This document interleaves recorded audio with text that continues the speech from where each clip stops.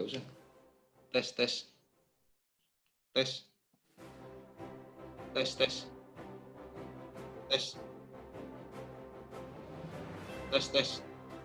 Oh, nggak bisa Mas. Tes, kedengaran nggak Pak? Tes.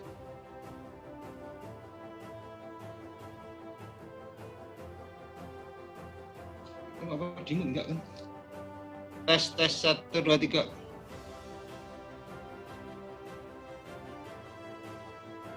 Tes 1 2 3.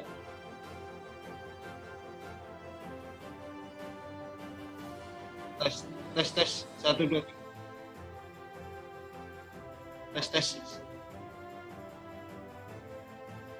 Tes.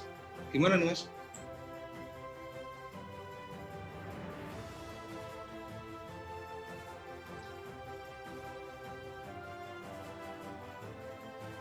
Udah. Tes. Udah kedengar Pak? Tes.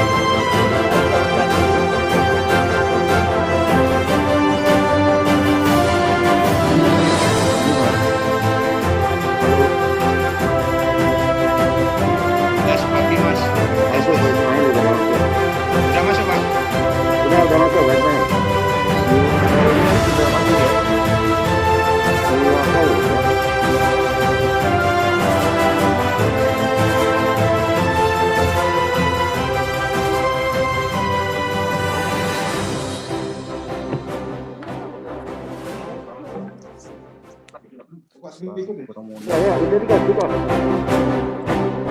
Udah diganti.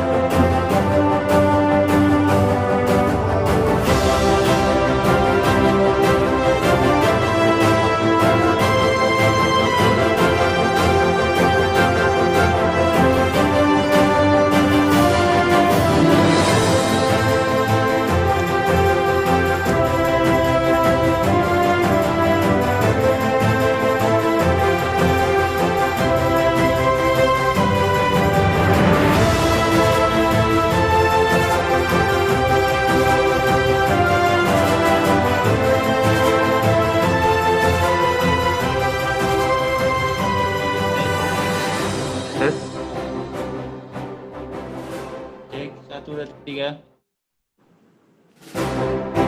Tes 1 2 3.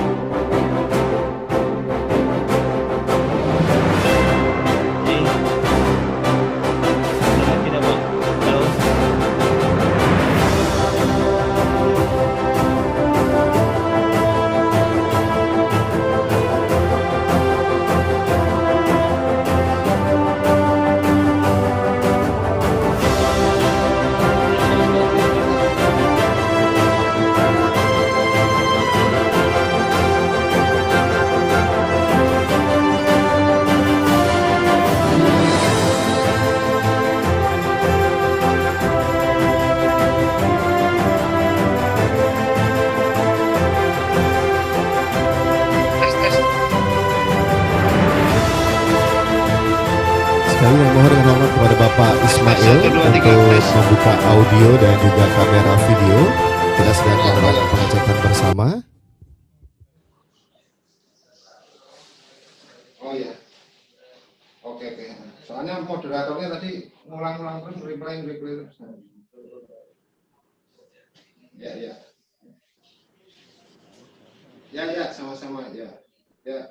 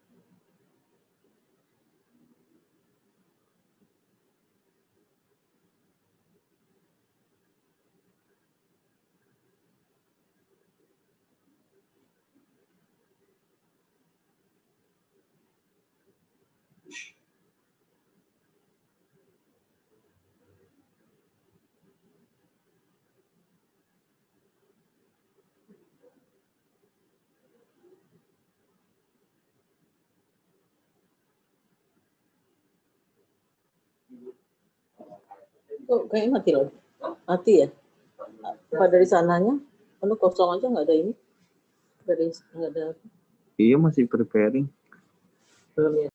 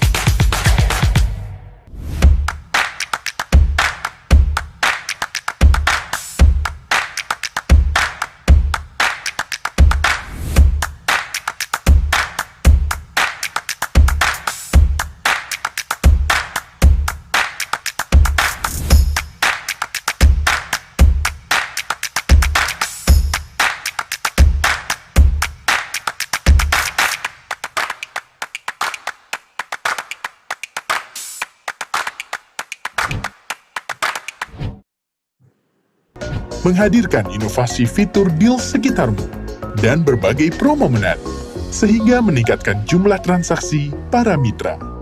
ShopeePay, mudah, aman, dan efisien.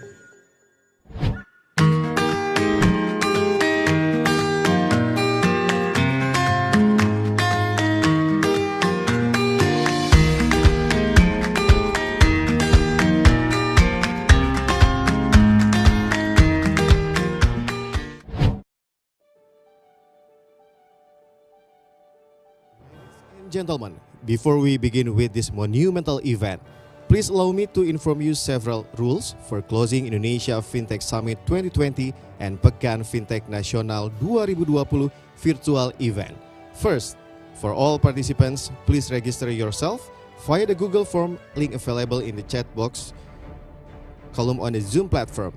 Second, all panelists and participants must log in using the username format of the institution's name _ full name. Third, all panelists should turn on their videos and keep the sound mute at all times. Fourth, all the cameras of the participants will be turned off and the sounds will be mute during the event. Fifth, during the event, panelists and participants are encouraged to stand up when we sing the national anthem of Indonesia. After singing the national anthem, all panelists and participants are requested to be seated. Sixth, please do not close your session or log out during the event. You can log out after the event finish. On your Zoom platform, we have simultaneous interpretation from English to Bahasa Indonesia and vice versa. Please go to Interpretation Globe and select English or Bahasa Indonesia.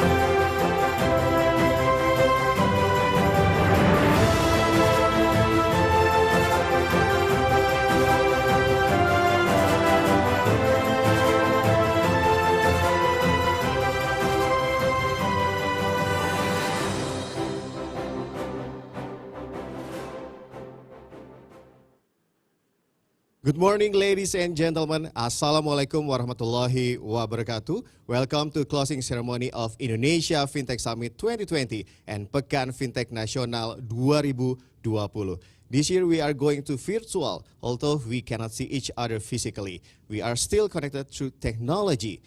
I wish that everyone is healthy and well to follow closing ceremony of Indonesia Fintech Summit 2020 and Pekan Fintech Nasional 2020. This event has been taking place from 11 to 25th November 2020, where the opening was carried out on 11 November by His Excellency, the President of the Republic of Indonesia, Bapak Joko Widodo. The event draws the theme to survive and to thrive, accelerating national economic recovery through concerted efforts in the digitization of Indonesia's financial services. Fintech has provided positive contribution to Indonesia's economic recovery and has dealt its way to reduce the economic impact of COVID-19. The summit itself will focus on measures to fasten digitization of Indonesia's financial services with the objective to accelerate national economic recovery. Ladies and gentlemen, let us begin the closing ceremony of Indonesia Fintech Summit 2020 and Pekan Fintech Nasional 2020 with the national anthem of the Republic of Indonesia, Indonesia Raya. Ladies and gentlemen, please rise.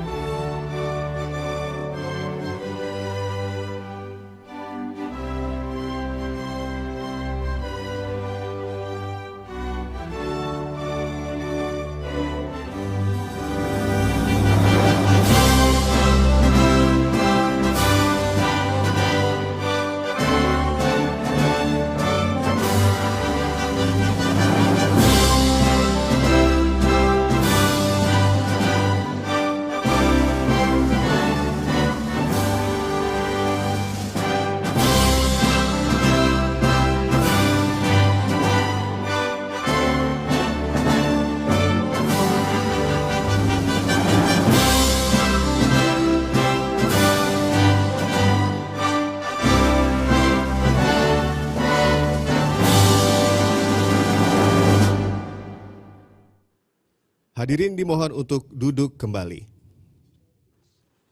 Yang terhormat Wakil Presiden Republik Indonesia Bapak Kiai Haji Ma'ruf Amin, Deputi Gubernur Senior Bank Indonesia Ibu Destri Damayanti, beserta anggota Dewan Gubernur Bank Indonesia Bapak Sugeng, Wakil Ketua Dewan Komisioner Otoritas Jasa Keuangan Republik Indonesia Ibu Nurhaida, beserta jajaran anggota Dewan Komisioner Otoritas Jasa Keuangan Republik Indonesia Bapak Dodi Budi Waluyo. Yang kami hormati Menteri Komunikasi dan Informatika Republik Indonesia yang diwakilkan oleh PLT Sekretaris Jenderal Kementerian Komunikasi dan Informatika Republik Indonesia Bapak Ismail, Managing Director Investment Temasek Ms. Connie Chen, pejabat di lingkungan Bank Indonesia dan Otoritas Jasa Keuangan Republik Indonesia. Para pelaku industri jasa keuangan, moderator dan pembicara, serta hadirin yang berbahagia, baik yang hadir secara fisik maupun secara virtual dari seluruh wilayah tanah air dan mancanegara. Selamat pagi dan selamat datang pada acara penutupan Indonesia Fintech Summit 2020 dan Pekan Fintech Nasional 2020. Bapak dan Ibu hadirin sekalian, mengawali acara pada hari ini, kita akan menyaksikan sambutan dari Wakil Ketua Dewan Komisioner Otoritas Jasa Keuangan Republik Indonesia, Ibu Nurhaida. Kepada Ibu Nurhaida, kami silakan.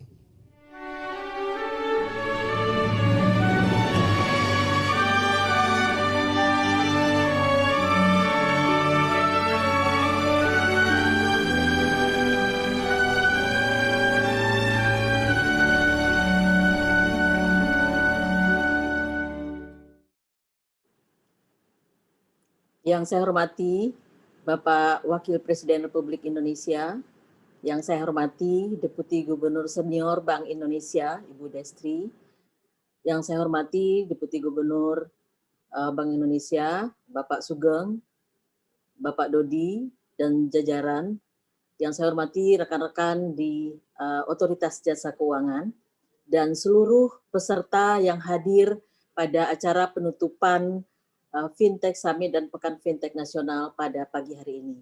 Assalamualaikum warahmatullahi wabarakatuh. Selamat pagi dan salam sejahtera untuk kita semua.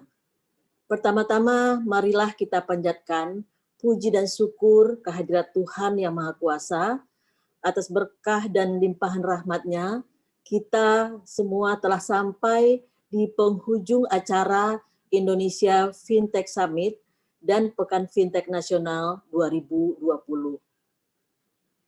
Atas nama Otoritas Jasa Keuangan, kami mengucapkan terima kasih dan juga merasa begitu antusias untuk dapat berpartisipasi dalam pertumbuhan fintech dan ekosistem keuangan digital yang berkesinambungan di Indonesia sebagai bentuk dukungan kepada generasi muda Indonesia untuk tetap berkarya. OJK mendorong kolaborasi antara lembaga jasa keuangan dengan penyelenggara inovasi keuangan digital agar tercipta sinergi dalam mendorong ekonomi, dalam memberdayakan UMKM melalui akses modal yang lebih fleksibel tentunya dan juga lebih mudah, dalam juga memutar roda ekonomi menjadi lebih cepat dan lebih besar, serta menciptakan lapangan kerja baru bagi seluruh masyarakat Indonesia. Dan tentu kita harapkan ini bisa mengentaskan kemiskinan di Indonesia. Bapak Ibu yang saya hormati, pemerintah dan seluruh pelaku ekosistem keuangan digital di Indonesia harus senantiasa berkolaborasi untuk memajukan inovasi digital melalui adopsi teknologi dalam menunjang pemulihan ekonomi nasional. Seperti kita perlu memperluas akses pemasaran e-commerce, serta menjadi solusi bagi kebutuhan akses keuangan untuk masyarakat dan pelaku usaha, terutama UMKM. Dengan adanya kolaborasi ini, pembentukan ekosistem keuangan digital di Indonesia akan tumbuh secara cepat, secara berkesinambungan, dan juga secara inklusif. Untuk itulah pada kesempatan ini, OJK memiliki peluang untuk berkolaborasi dalam menciptakan pertumbuhan berkelanjutan bagi fintech dan ekosistem keuangan digital di Indonesia. Dengan melibatkan seluruh elemen ekosistem keuangan digital seperti pemerintah, penyelenggara fintech, lembaga jasa keuangan, juga tentu asosiasi fintech, percepatan pembentukan ekosistem keuangan digital di Indonesia yang berkesinambungan dan inklusif akan bisa kita laksanakan. Bapak Ibu sekalian, perubahan teknologi yang pesat juga mendorong perkembangan fenomena ekonomi berbagi atau kita sebut sharing economy. Melalui beberapa kegiatan yang kita sudah lakukan atau kita sudah alami selama ini, ada ekonomi berbasis peer-to-peer atau peer-to-peer lending yang sudah ada ketentuannya, hingga juga business to business, dan fenomena ini telah terjadi. Kita sudah punya peraturannya dan kita harap nanti akan terus berkembang. Jika kita tidak siap akan perubahan yang terjadi, maka fenomena tersebut tentu akan memberikan dampak disrupsi di berbagai industri, seperti misalnya media, akomodasi, telekomunikasi, transportasi, perdagangan, dan juga keuangan. Kami di OJK berkomitmen untuk membantu mempercepat perkembangan industri fintech ini. Salah satunya dengan menyediakan layanan online terhadap perizinan ataupun pendaftaran dari fintech selama masa pandemi COVID-19 ini. Jadi kami memberikan layanan online, tidak harus tatap muka, tidak harus ketemu fisik, tetapi pendaftaran bisa dilakukan secara online. Kami juga setelah mempunyai roadmap atau peta jalan dalam rangka pengembangan fintech yang ada di Indonesia. Nah, ini kami lakukan guna mendorong percepatan perkembangan industri fintech itu sendiri yang telah menjadi salah satu visi di dalam visinya OJK, kami sebagai regulator. Marilah kita semuanya, saya ingin mengajak Bapak Ibu semua bersatu untuk senantiasa mendukung perkembangan inovasi keuangan digital ini. Tentu kita harapkan inovasi keuangan digital yang berkembang adalah inovasi keuangan digital yang bertanggung jawab, serta mengedepankan perlindungan konsumen untuk mempercepat pemulihan ekonomi nasional. Saya juga ingin mengucapkan terima kasih atas kolaborasi yang sangat baik antara OJK, kemudian dengan Bank Indonesia, dengan Asosiasi Fintech Indonesia atau AFTEK, dan juga dengan AFSI, Asosiasi Fintech Syariah Indonesia. Serta juga kolaborasi yang selama ini juga terjalin dengan seluruh stakeholders di industri fintech. Dengan juga pada kesempatan ini, saya ingin menyampaikan terima kasih kepada seluruh pembicara selama Pekan Fintech Nasional ini, maupun kepada para peserta yang telah terlibat selama beberapa hari sejak 11 November sampai 25 November 2020 ini. Dapat kami informasikan pula secara statistik, mungkin ini sebagai informasi kepada Bapak Ibu semua, selama Pekan Fintech Nasional dan juga Fintech Summit, kita punya data bahwa sekitar 8,62 juta jumlah orang yang melihat dan membaca ragam informasi di Indonesia Fintech Summit dan di Pekan Fintech Nasional di media. Ini termasuk di medsos. Ya. Kemudian ada 13,6 juta jumlah pengguna dari penyelenggara fintech yang berpartisipasi sepanjang Pekan Fintech Nasional ini. Kemudian ada 4,5 triliun nilai transaksi dari penyelenggara fintech yang berpartisipasi selama Pekan Fintech ini. Kemudian 39.500 lebih total attendees sesi virtual dan webinar. Ada 41 webinar edukatif selama Pekan Fintech Nasional 2020. Kemudian ada 180 lebih pembicara nasional maupun internasional. Dan juga ada 40 penyelenggara keuangan digital yang berpartisipasi. Tentu ini merupakan suatu prestasi yang saya juga sangat apresiasi kepada seluruh kita semua, termasuk juga tentunya kepada penyelenggara. Demikian akhir kata, kami mohon maaf apabila dalam kegiatan Pekan Fintech Nasional ini ada hal-hal yang kurang berkenan. Mudah-mudahan apa yang kita lakukan bisa membangun ekosistem yang lebih cepat di industri keuangan digital kita. Demikian ingin saya sampaikan sebagai sambutan pembuka. Terima kasih. Assalamualaikum warahmatullahi wabarakatuh.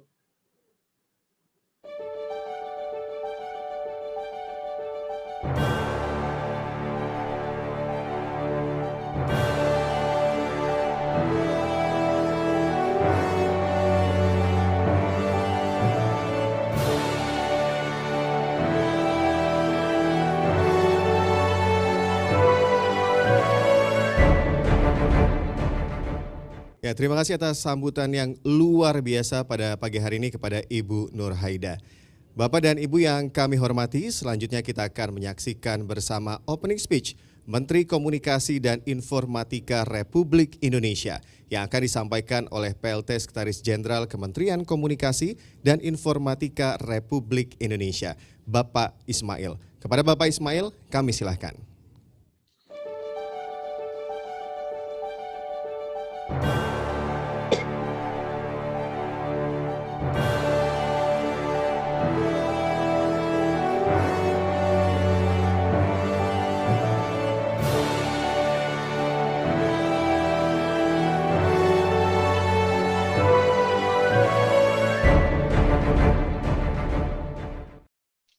Baik, terima kasih. Bismillahirrahmanirrahim. Assalamualaikum warahmatullahi wabarakatuh. Salam sejahtera buat kita semua. Om Swastiastu, Namo Buddhaya, salam kebajikan. Bapak Wakil Presiden yang kami hormati, Ibu Destri Damayanti, Deputi Senior Gubernur Bank Indonesia, Ibu Nur Haida, Wakil Ketua Dewan Komisioner Otoritas Jasa Keuangan, Mr. Ahmed M. Said, Vice President Operation Asian Development Bank, Mr. Andy Dervisi, Global Head of Fintech Investment International Finance and Corporation, Ms.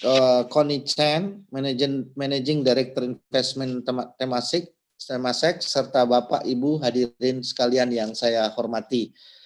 Selamat pagi dan salam semangat buat kita semua, sehat selalu.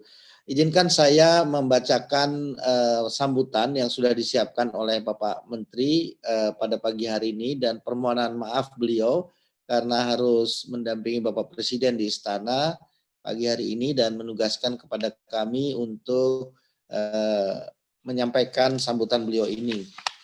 Selama 2 minggu berturut-turut, perhelatan Pekan Fintech PFN telah diikuti oleh lebih dari 28.000 peserta.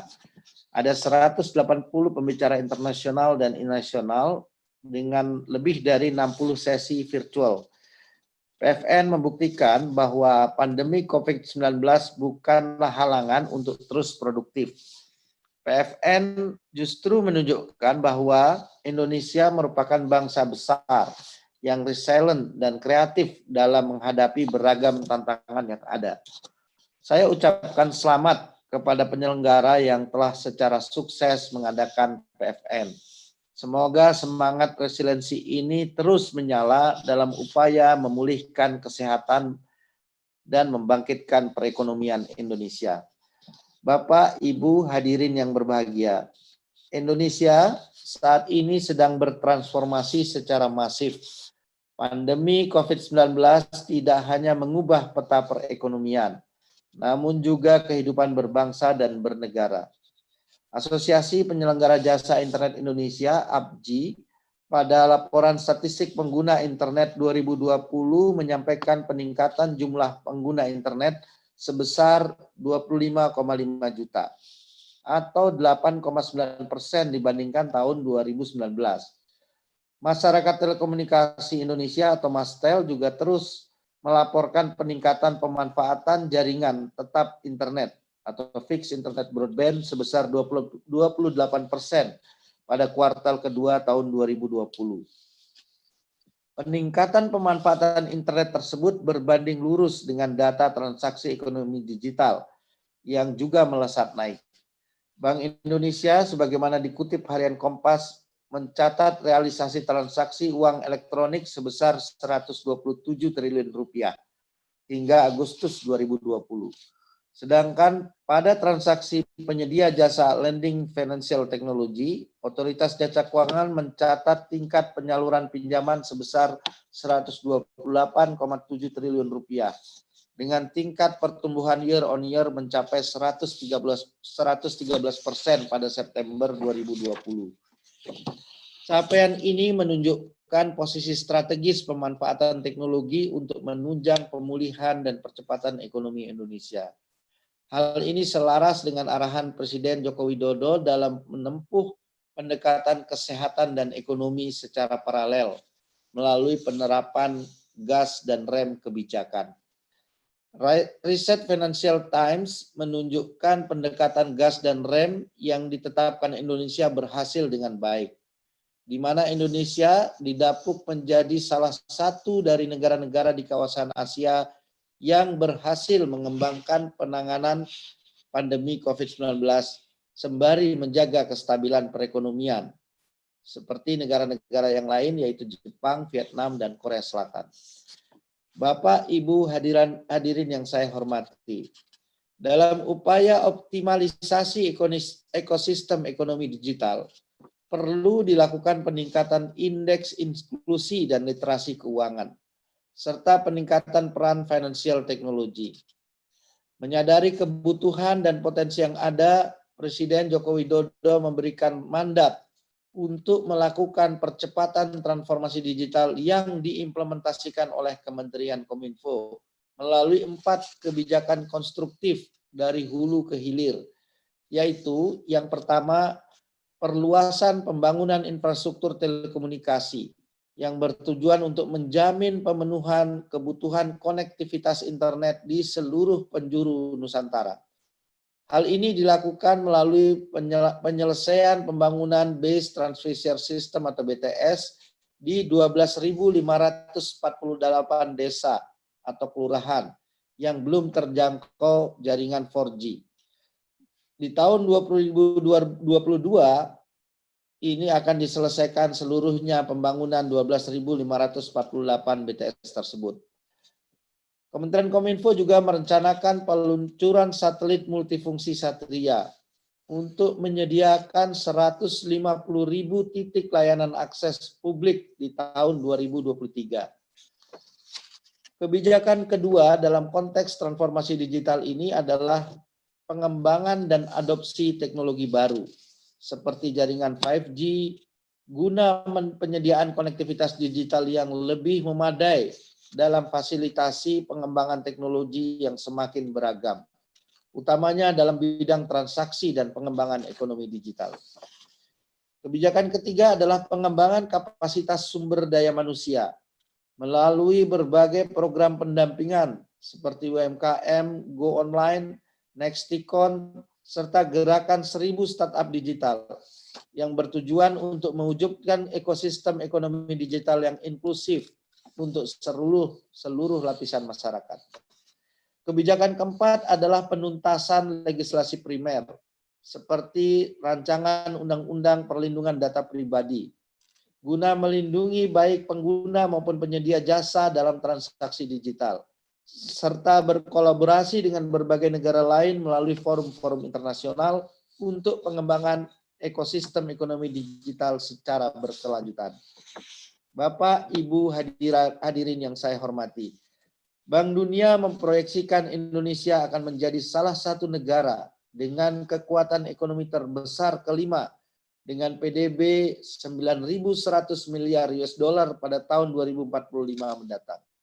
Kegiatan ekonomi digital memiliki peran yang sangat strategis dalam perwujudannya. Terlebih dengan adopsi pemanfaatan teknologi digital yang semakin masif. Melalui 4 prioritas kebijakan transformasi digital tersebut, akan dilakukan kolaborasi yang bernafaskan semangat transformasi. Kita dapat wujudkan melalui pengembangan industri ekonomi digital yang inklusif, produktif, dan solutif. Akhir kata, mari kita bersinergi untuk mewujudkan Indonesia sebagai the digital energy of Asia. Terima kasih. Wabillahi taufiq wal hidayah. Wassalamualaikum warahmatullahi wabarakatuh.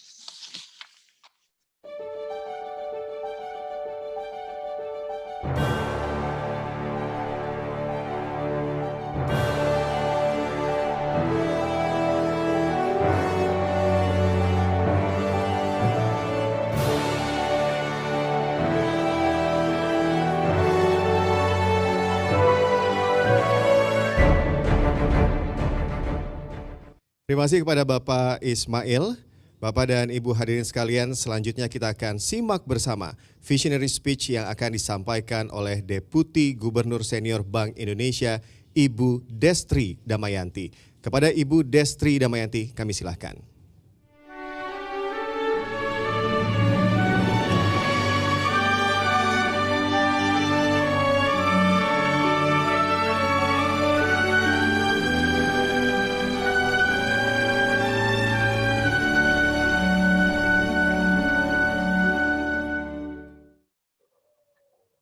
Terima kasih.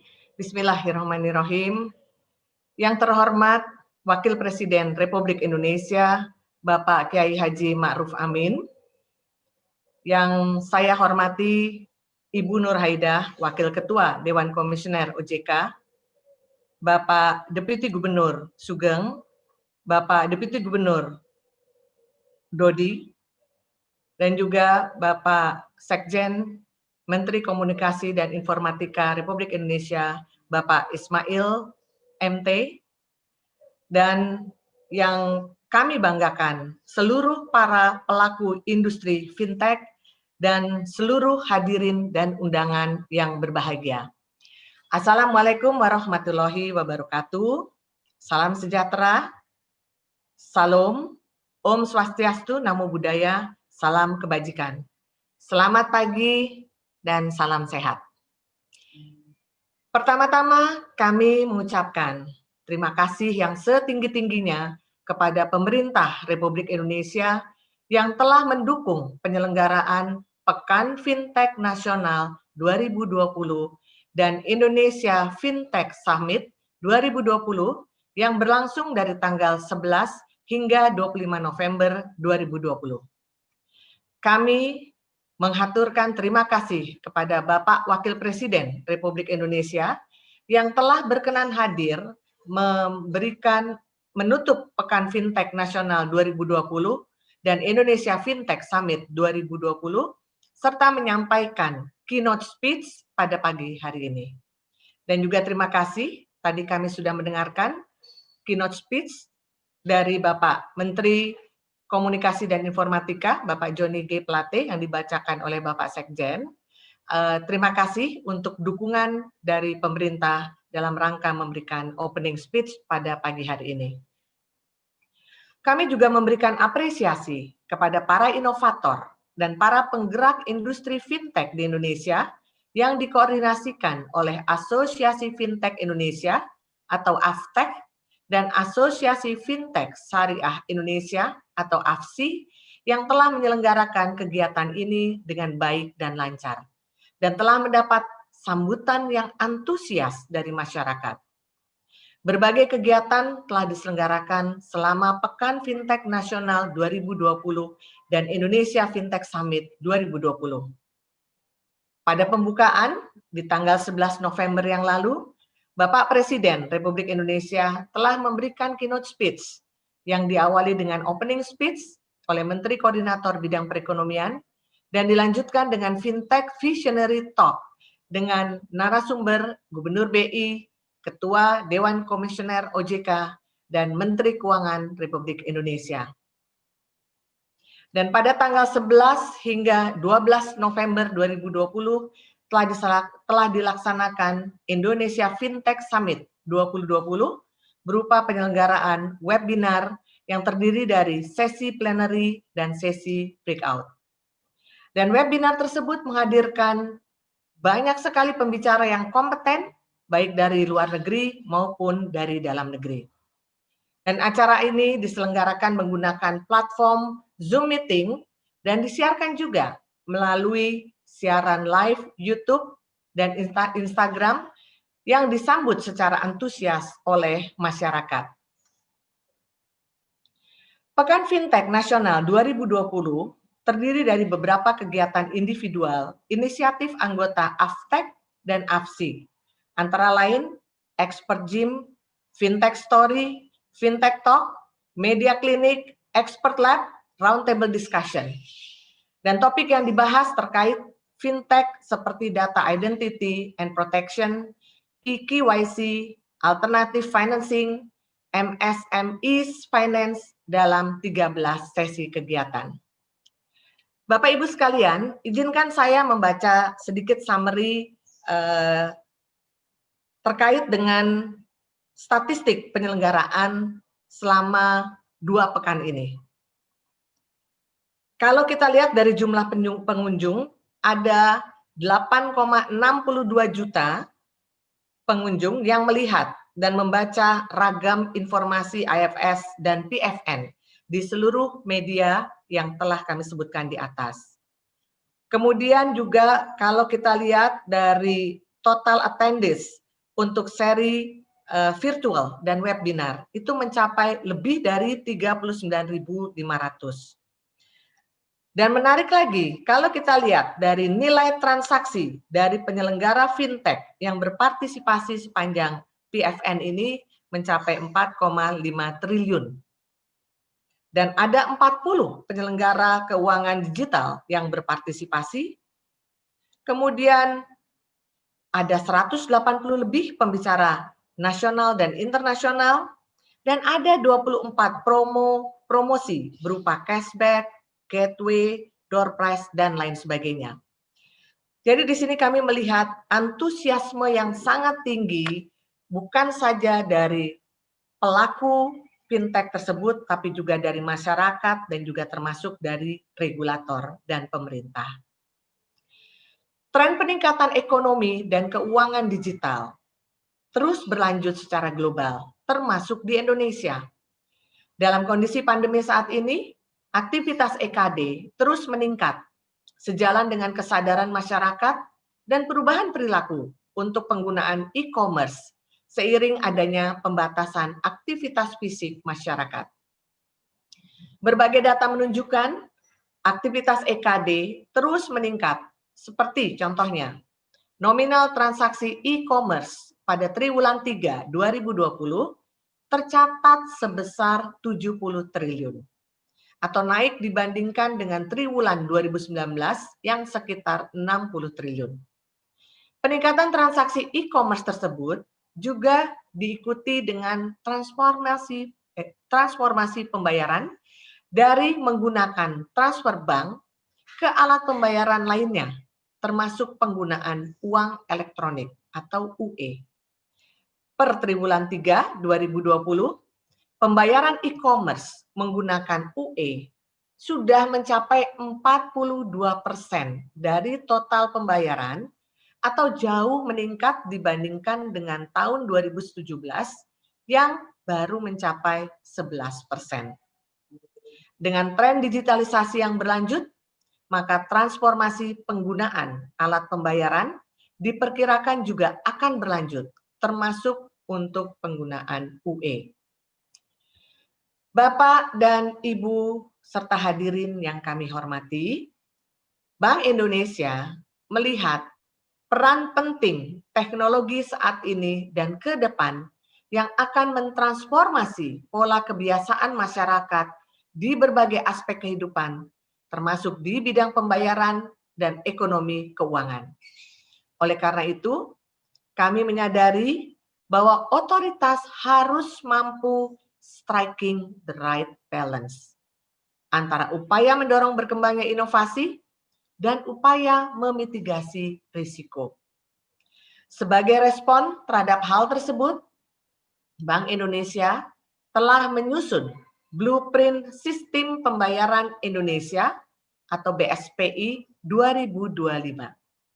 Melalui BSPI 2025, Bank Indonesia berkomitmen penuh untuk mengembangkan ekonomi keuangan digital sistem pembayaran, dan inklusi keuangan yang bertujuan untuk mendorong tercapainya efisiensi transaksi, mempercepat inklusi keuangan, serta memajukan UMKM. Dalam mendukung BSPI 2025 tersebut, maka perlu adanya sinergi dan kerjasama berbagai pihak, tidak hanya dengan pelaku PJSP, tapi juga termasuk dengan perbankan, fintech, e-commerce, otoritas lainnya, dan juga pemerintah, dan pihak lainnya yang masuk dalam ekosistem ekonomi dan keuangan digital. Sinergi tersebut diharapkan akan menciptakan ekosistem yang mendorong customer experience yang lebih baik dan mampu mengisi gap antara layanan yang diberikan oleh lembaga keuangan dengan kebutuhan pelanggan. Salah satunya adalah mendorong standarisasi Open API untuk mengatasi kendala dalam kolaborasi antara bank dan fintech, serta menumbuhkan lebih banyak inovasi yang akan diciptakan dengan juga tetap mengedepankan aspek governance dan keamanan. Bapak Ibu sekalian, kami melihat penyelenggaraan Pekan Fintech Nasional 2020 dan Indonesia Fintech Summit 2020 secara bersama antara otoritas dan industri fintech di Indonesia memberikan manfaat yang besar bagi otoritas, industri, dan seluruh pelaku ekonomi serta masyarakat untuk meningkatkan dukungan fintech bagi percepatan digitalisasi ekonomi dan keuangan. Kami berharap kegiatan ini dapat terus dilanjutkan dan kami, Bank Indonesia, siap untuk terus melanjutkan kolaborasi dengan pemerintah, dengan otoritas jasa keuangan, dengan industri dalam rangka meningkatkan dukungan terhadap ekonomi dan keuangan digital, khususnya untuk mendorong pemulihan ekonomi nasional. Demikian apresiasi dan harapan kami. Terima kasih untuk perhatiannya. Wabillahi taufiq wal hidayah. Wassalamualaikum warahmatullahi wabarakatuh.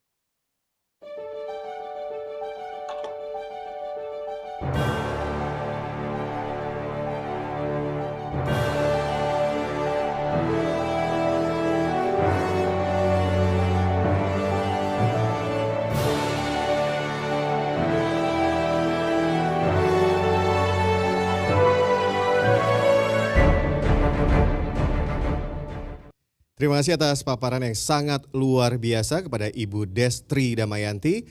Bapak dan Ibu yang kami hormati, sampailah kita pada sambutan yang kita tunggu bersama, yakni keynote speech oleh Wakil Presiden Republik Indonesia, Bapak Kiai Haji Ma'ruf Amin.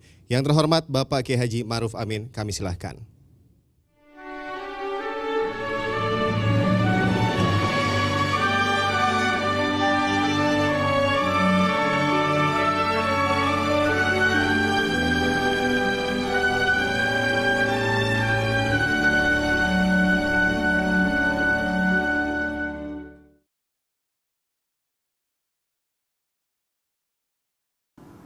Assalamualaikum warahmatullahi wabarakatuh.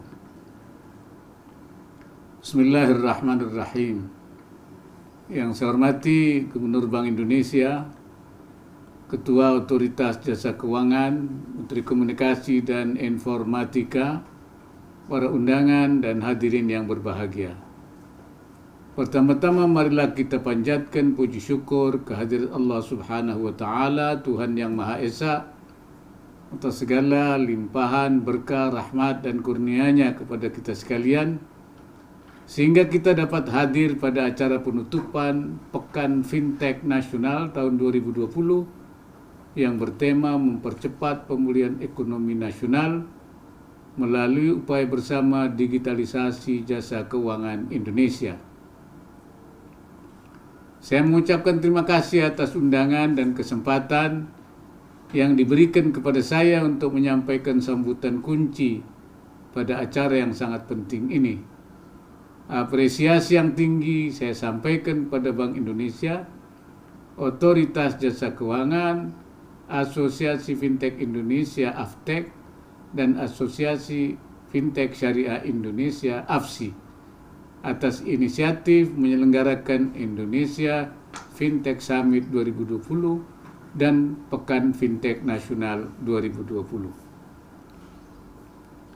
Pekan Fintech Nasional 2020 diselenggarakan dalam situasi pandemi COVID-19 ketika seluruh aspek kehidupan terdampak. Pandemi menunjukkan betapa tergantungnya kita terhadap teknologi digital dalam menjalankan aktivitas selama pandemi. Kita masih tetap dapat melanjutkan aktivitas pemerintahan, pendidikan, dan komunikasi sosial selama pandemi dengan memanfaatkan teknologi digital tersebut. Dalam bidang ekonomi, meskipun terdampak sangat parah, tapi kegiatan ekonomi tetap dapat berjalan berkat bantuan teknologi. Hasil survei Bank Dunia menunjukkan bahwa kegiatan ekonomi yang memanfaatkan teknologi digital atau melakukan aktivitas pemasaran secara online mengalami penurunan lebih kecil dibanding dengan mereka yang tidak melakukan pemasaran secara online. Kondisi di atas makin menunjukkan pentingnya peran teknologi keuangan atau fintech dalam perekonomian. Karena itu, bagi pemerintah, dukungan terhadap pengembangan fintech menjadi prioritas utama saat ini maupun pasca pandemi COVID-19 nanti. Dalam kesempatan ini, saya diminta untuk menyampaikan sambutan kunci dengan topik inovasi fintech syariah dalam mendukung pemulihan ekonomi nasional. Tetapi selain mendiskusikan topik tersebut, saya juga ingin menyampaikan pandangan saya terkait pengembangan fintech secara keseluruhan. Karena ini merupakan kesempatan yang baik dan mengingat pentingnya forum ini. Menurut saya, inovasi fintech syariah sangat penting karena menyangkut pemanfaatan fintech dalam aktivitas ekonomi dan keuangan syariah nasional. Dengan potensi pengembangan ekonomi dan keuangan syariah yang demikian besar, maka diperlukan sarana teknologi keuangan serta proses digitalisasi transaksi yang sesuai dengan prinsip-prinsip syariah. Saya gembira karena hal ini telah direspon dengan baik oleh para pelaku fintech. Berbagai layanan fintech syariah juga telah tersedia, baik itu pembayaran, pinjaman, maupun investasi yang berbasis syariah. Layanan ini selain juga mengikuti prinsip syariah, juga cukup kompetitif. Layanan pembayaran yang disediakan fintech syariah juga termasuk layanan dalam penyaluran zakat, wakaf, infak, dan sedekah.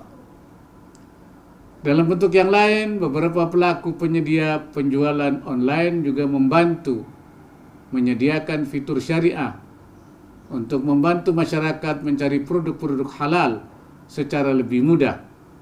Selain itu, para pelaku fintech juga telah secara aktif terlibat dalam beberapa inisiatif, termasuk dalam membantu pengembangan UMK berbasis syariah dalam perluasan akses pasar serta pengembangan kapasitas transaksi. Apa yang ditunjukkan oleh pelaku fintech tersebut dengan perkembangan dan inovasi produknya menjadi pendorong terhadap pengembangan ekonomi dan keuangan syariah sebagai salah satu pilar perekonomian nasional. Melalui pemanfaatan fintech akan mendorong semakin banyak masyarakat terlibat dalam aktivitas ekonomi yang dapat mempercepat pemulihan ekonomi nasional. Hadirin yang saya hormati, saya mencermati perkembangan industri teknologi keuangan Indonesia dengan seksama dan saya sangat gembira karena perkembangannya sangat pesat dalam 4 tahun terakhir. Penyelenggaraan fintech yang berbadan hukum di Indonesia mencapai hampir 500 penyelenggara fintech dalam berbagai bentuk dan layanan. Perkembangan ini tentunya sangat signifikan karena pada tahun 2016 hanya sekitar 24 penyelenggara fintech berbadan hukum yang terdaftar. Perkembangan pesat dari industri teknologi keuangan juga ditandai dengan semakin bervariasinya model bisnis dan solusi teknologi keuangan. Saya mencatat setidaknya terdapat lebih dari 23 model bisnis yang tersedia, termasuk dalam bentuk layanan pembayaran digital, digital payment, layanan pinjaman digital, digital lending, layanan pengumpulan dana secara digital, digital capital raising, yang salah satu bentuk populernya adalah crowdfunding, layanan asuransi berbasis teknologi insurtech, layanan manajemen investasi berbasis teknologi wealthtech, serta layanan pengumpulan informasi pasar, market, provisioning. Dengan berkembangnya model bisnis dan solusi teknologi keuangan tersebut, membuat masyarakat memiliki banyak pilihan dalam melakukan aktivitas ekonomi. Sebagai contoh, berkat layanan pembayaran digital, kita dapat melakukan transaksi pembayaran tagihan seperti pembayaran premi BPJS Kesehatan ataupun rekening listrik dengan sangat mudah melalui platform pembayaran digital. Melakukan transaksi apapun sekarang hanya berjarak satu sentuhan jari atau one touch away berkat kehadiran teknologi keuangan digital ini. Model bisnis digital, lending maupun peer-to-peer P2P, lending mampu menjadi alternatif bagi masyarakat dan UMKM untuk mendapatkan dana. Dua model bisnis fintech lending ini dapat menjadi solusi praktis bagi UMK yang membutuhkan modal usaha dengan cara yang relatif mudah dan praktis. Tanpa teknologi seperti ini, kita tidak dapat membayangkan bahwa pinjaman modal dapat diperoleh hanya dengan menggunakan smartphone atau tablet. Model bisnis lainnya seperti layanan asuransi juga demikian. Membeli asuransi menjadi semudah berbelanja online. Model bisnis layanan manajemen investasi juga demikian. Sebagai contoh, kita bisa melakukan transaksi pembelian emas dengan harga pasar hanya melalui smartphone dan tanpa perlu menyimpan fisik emas tersebut. Berkat berbagai inovasi dan model bisnis tersebut, adopsi fintech dalam masyarakat juga berkembang pesat yang ditandai oleh beberapa indikator. Salah satunya adalah jumlah e-money. Sebagai contoh, jumlah e-money di Indonesia pada bulan September 2020 bertumbuh 68% dibandingkan pada periode yang sama tahun 2019 dengan total jumlah transaksi mencapai 144 triliun. Hal ini menunjukkan peningkatan yang pesat dalam pemanfaatan fintech pembayaran. Padahal kita semua sedang menghadapi situasi krisis akibat pandemi COVID-19. Yang menarik, pada bulan April 2020 ketika pemberlakuan pembatasan sosial berskala besar PSBB tahap pertama, ketika masyarakat sebagian besar tinggal di rumah, nilai transaksi uang elektronik justru menunjukkan angka tertinggi senilai 17,55 triliun. Fakta ini menunjukkan bahwa fintech pembayaran mampu membantu masyarakat serta UMK dalam bertransaksi di tengah penerapan PSBB tersebut. Selain itu, akumulasi pembagian pinjaman yang dilayani oleh penyedia fintech lending pada bulan September 2020 juga telah mencapai 128,7 triliun yang disalurkan kepada lebih dari 29 juta akun peminjam. Hal ini juga secara tidak langsung dapat menunjukkan bahwa layanan pinjaman melalui fintech lending dapat membantu menyediakan likuiditas bagi masyarakat dan juga UMK selama pandemi COVID-19. Perkembangan menarik juga dapat kita lihat dari sisi tersedianya akses jasa keuangan bagi masyarakat. Sejauh ini terdapat lebih dari 5 juta agen fintech yang menyediakan akses pada jasa keuangan yang tersebar di berbagai wilayah Indonesia, sehingga semakin mendorong inklusi masyarakat terhadap layanan keuangan. Hal ini tentu sangat berperan positif dalam mendorong perkembangan ekonomi masyarakat yang pada gilirannya turut memperkuat ekonomi nasional. Atas semua perkembangan yang menggembirakan tersebut, saya ingin memberikan apresiasi kepada seluruh pelaku industri fintech nasional. Saya juga memberikan apresiasi dan penghargaan yang tinggi bagi Bank Indonesia dan OJK yang telah mampu mendorong perkembangan fintech di tanah air dengan sangat baik. Saya melihat dan menyaksikan kerja keras Bank Indonesia dan OJK selama ini. Oleh karena itu, atas nama pemerintah, saya mengucapkan terima kasih yang sebesar-besarnya. Hadirin yang saya hormati, perkembangan industri fintech tanah air yang pesat tersebut tentunya sangat menggembirakan. Namun setiap perkembangan selalu datang dengan konsekuensi, karena layanan teknologi keuangan ini melibatkan dana masyarakat, serta memberikan layanan keuangan pada masyarakat, maka terdapat risiko yang harus dimitigasi. Perlindungan terhadap kepentingan masyarakat harus menjadi prioritas utama. Karena itu, pelaku fintech juga harus memperkuat tata kelola penyelenggaraan layanan. Aspek keamanan teknologi perlu terus disempurnakan. Selain itu, edukasi pemanfaatan layanan secara prudent dan rasional kepada masyarakat juga harus dilakukan. Saya ingin mengingatkan bahwa layanan fintech sama seperti layanan keuangan lainnya merupakan bisnis yang berbasis kepercayaan. Karena itu, menjaga kepercayaan masyarakat merupakan hal yang tidak bisa ditawar.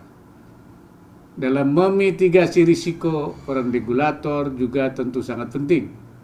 Karena itu, saya mengharapkan agar Bank Indonesia dan otoritas jasa keuangan dapat menjalankan perannya secara optimal untuk memastikan penyelenggaraan layanan teknologi keuangan ini berjalan dengan baik. Meskipun demikian, saya juga mengharapkan agar BI dan OJK juga tetap adaptif dan proaktif terhadap perkembangan teknologi seperti yang selama ini telah ditunjukkan. Jangan sampai teknologi yang berkembang pesat tidak disertai dengan penyediaan regulasi yang memadai. Regulasi harus mampu menjadi katalisator terhadap berkembangnya teknologi dan tidak seharusnya menjadi penghambat perkembangannya. Hadirin yang saya hormati, salah satu peran penting layanan teknologi keuangan adalah membantu pemerintah dalam menyediakan teknologi untuk penyaluran bantuan dan subsidi pemerintah kepada masyarakat, khususnya masyarakat miskin dan rentan. Hal ini sangat penting untuk memastikan kesuksesan penyaluran bantuan dan subsidi pemerintah untuk membantu masyarakat miskin dan rentan. Saya gembira karena salah satu hasil penting dalam penyelenggaraan Pekan Fintech Nasional 2020 ini adalah peluncuran rekomendasi kebijakan yang disiapkan bersama oleh Tim Nasional Percepatan Penanggulangan Kemiskinan TNP 2K bersama dengan Asosiasi Fintech Indonesia (AFTEK) yang merekomendasikan pemanfaatan fintech dengan autentifikasi biometrik wajah sebagai solusi penyaluran bantuan dan subsidi pemerintah. Saya mengharapkan Bank Indonesia dan OJK dapat membantu pemerintah dalam memfasilitasi pemanfaatan teknologi fintech biometrik wajah ini, sesuai dengan perannya sebagai regulator. Saya harapkan bantuan pemerintah tetap disalurkan melalui rekening bank penerima manfaat, tapi proses transaksi di merchant atau toko dilakukan menggunakan aplikasi fintech dengan autentifikasi biometrik wajah. Hadirin yang saya hormati, layanan teknologi fintech atau fintech merupakan hasil dari inovasi pemanfaatan teknologi digital. Inovasi dan teknologi merupakan dua kekuatan utama dalam memenangkan persaingan. Karena itu, kita semua harus secara serius mendukung pengembangan fintech ini, bukan hanya untuk fintech itu sendiri, juga bukan hanya untuk memperkuat layanan keuangan, tapi lebih dari itu sebagai sarana untuk mendukung pertumbuhan ekonomi nasional. Pemanfaatan fintech dapat mendorong pertumbuhan UMK, juga mendorong pertumbuhan industri ekonomi kreatif, pariwisata, dan jasa lainnya. Dengan demikian, fintech berperan penting dalam upaya pemulihan ekonomi nasional akibat pandemi COVID-19 serta mendukung pertumbuhan ekonomi setelahnya. Kita juga melihat dan mengapresiasi inisiatif Bank Indonesia dalam melakukan transformasi digital pada sistem pembayaran sesuai dengan blueprint sistem pembayaran Indonesia 2025. Digitalis sistem pembayaran ini berperan sangat penting dan strategis untuk mendukung transformasi digital ekonomi dan keuangan Indonesia sebagai bagian dari kebijakan reformasi struktural untuk pertumbuhan ekonomi yang tinggi, inklusif, dan berkelanjutan. Saat ini diperkirakan masih terdapat sekitar 91,3 juta penduduk dan 62,9 juta UMKM yang belum atau masih sedikit memanfaatkan layanan keuangan. Melalui berbagai inisiatif tersebut, kita melihat besarnya potensi sistem pembayaran digital modern untuk membawa kelompok masyarakat dan usaha tersebut terhubung dengan bank dan fintech, sehingga dapat memperoleh berbagai layanan keuangan yang bermanfaat seperti tabungan, kredit, investasi, dan asuransi. Khusus untuk pengembangan ekonomi dan keuangan syariah, peran fintech juga merupakan bagian yang tidak terpisahkan. Untuk pelaku usaha mikro dan kecil syariah, misalnya, fintech dapat mendukung penguatan peran institusi keuangan mikro syariah.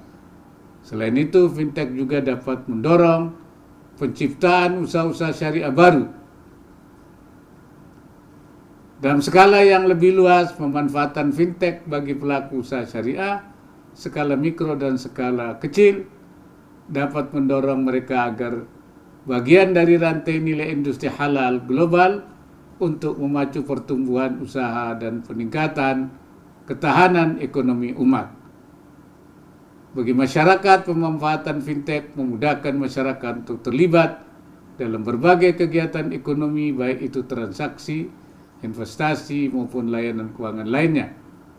Semakin banyak keterlibatan masyarakat dalam kegiatan ekonomi secara langsung, berdampak pada perbaikan ekonomi, dan membantu mempercepat pemulihan ekonomi nasional.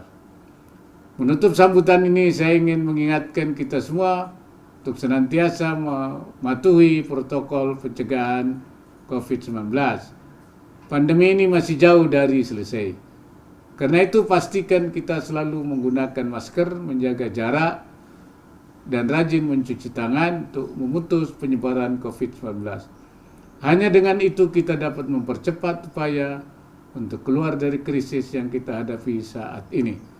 Di akhir sambutan ini, saya mengucapkan selamat pada Gubernur Bank Indonesia, Ketua Dewan Komisioner Otoritas Jasa Keuangan, pimpinan Asosiasi Fintech Indonesia, pimpinan Asosiasi Fintech Syariah Indonesia, pimpinan dan manajemen perusahaan penyedia layanan fintech, serta seluruh pihak yang terlibat dalam penyelenggaraan Pekan Fintech Nasional 2020 ini.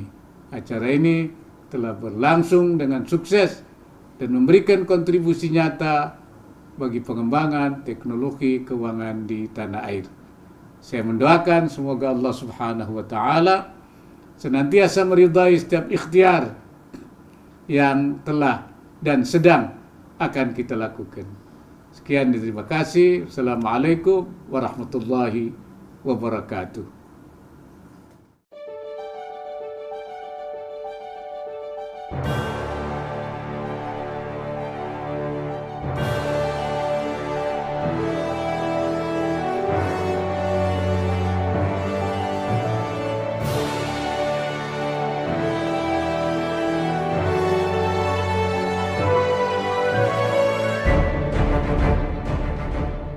Ya, terima kasih kepada Bapak Kiai Haji Ma'ruf Amin atas sambutannya yang sangat inspiratif. Ladies and gentlemen, we will go to the highlighter speech with the topic The Future of Digital Financial Services in ASEAN Investors Perspective. This session will be presented by Managing Director Investment Temasek, Ms. Connie Chen. Ladies and gentlemen, please give a warm welcome to Ms. Connie Chen.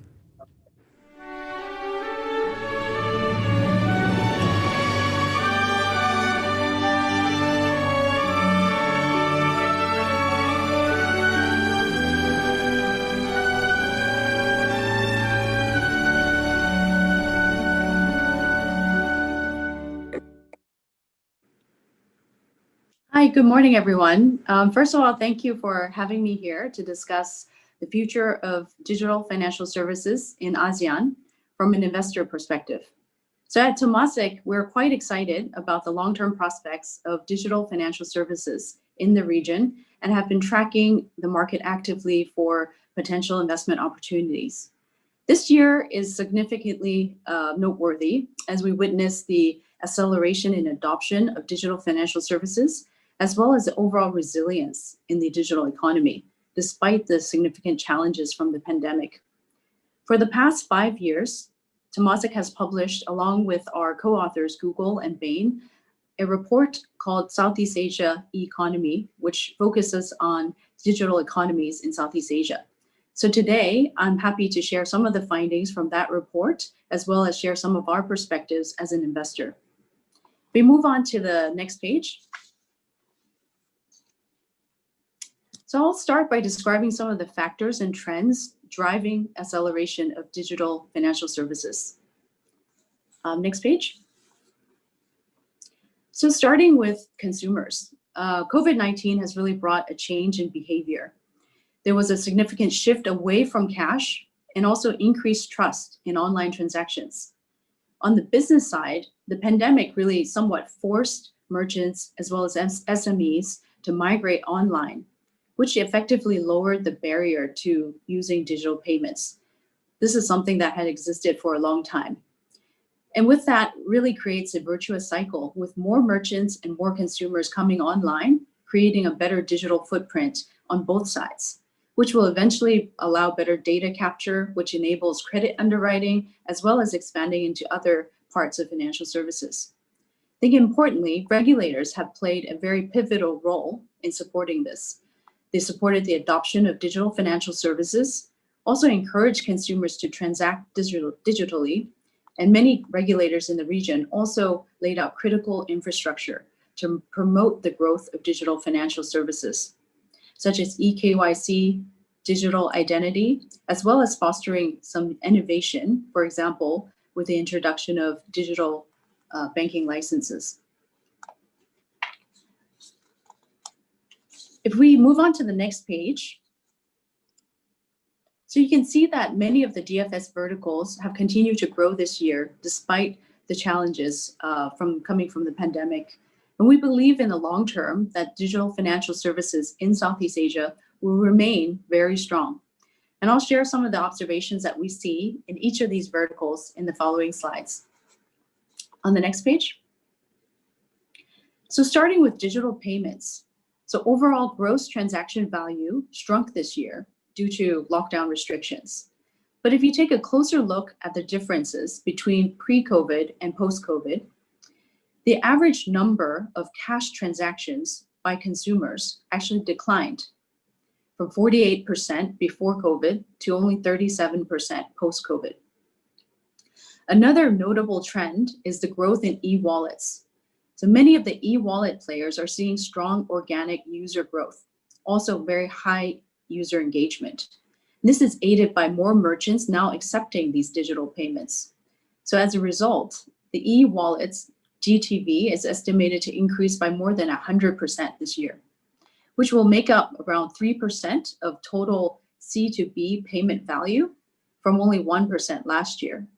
And obviously with these levels, there's still very much ample room for further growth from here. Moving to the next page.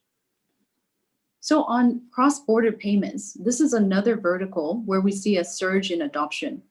So movement restrictions in many countries as a result of the pandemic have resulted in strong adoption of digital remittances. So you can see downloads for key cross-border remittance apps actually increased 30% this year. And many of the employers started paying their workers electronically, also helping them to send money home to their families in digital form. I think given the relative convenience of digital remittance and now the increased trust in these service providers, we think this customer shift from offline to online will be here to stay. On the next page, we take a look at digital lending.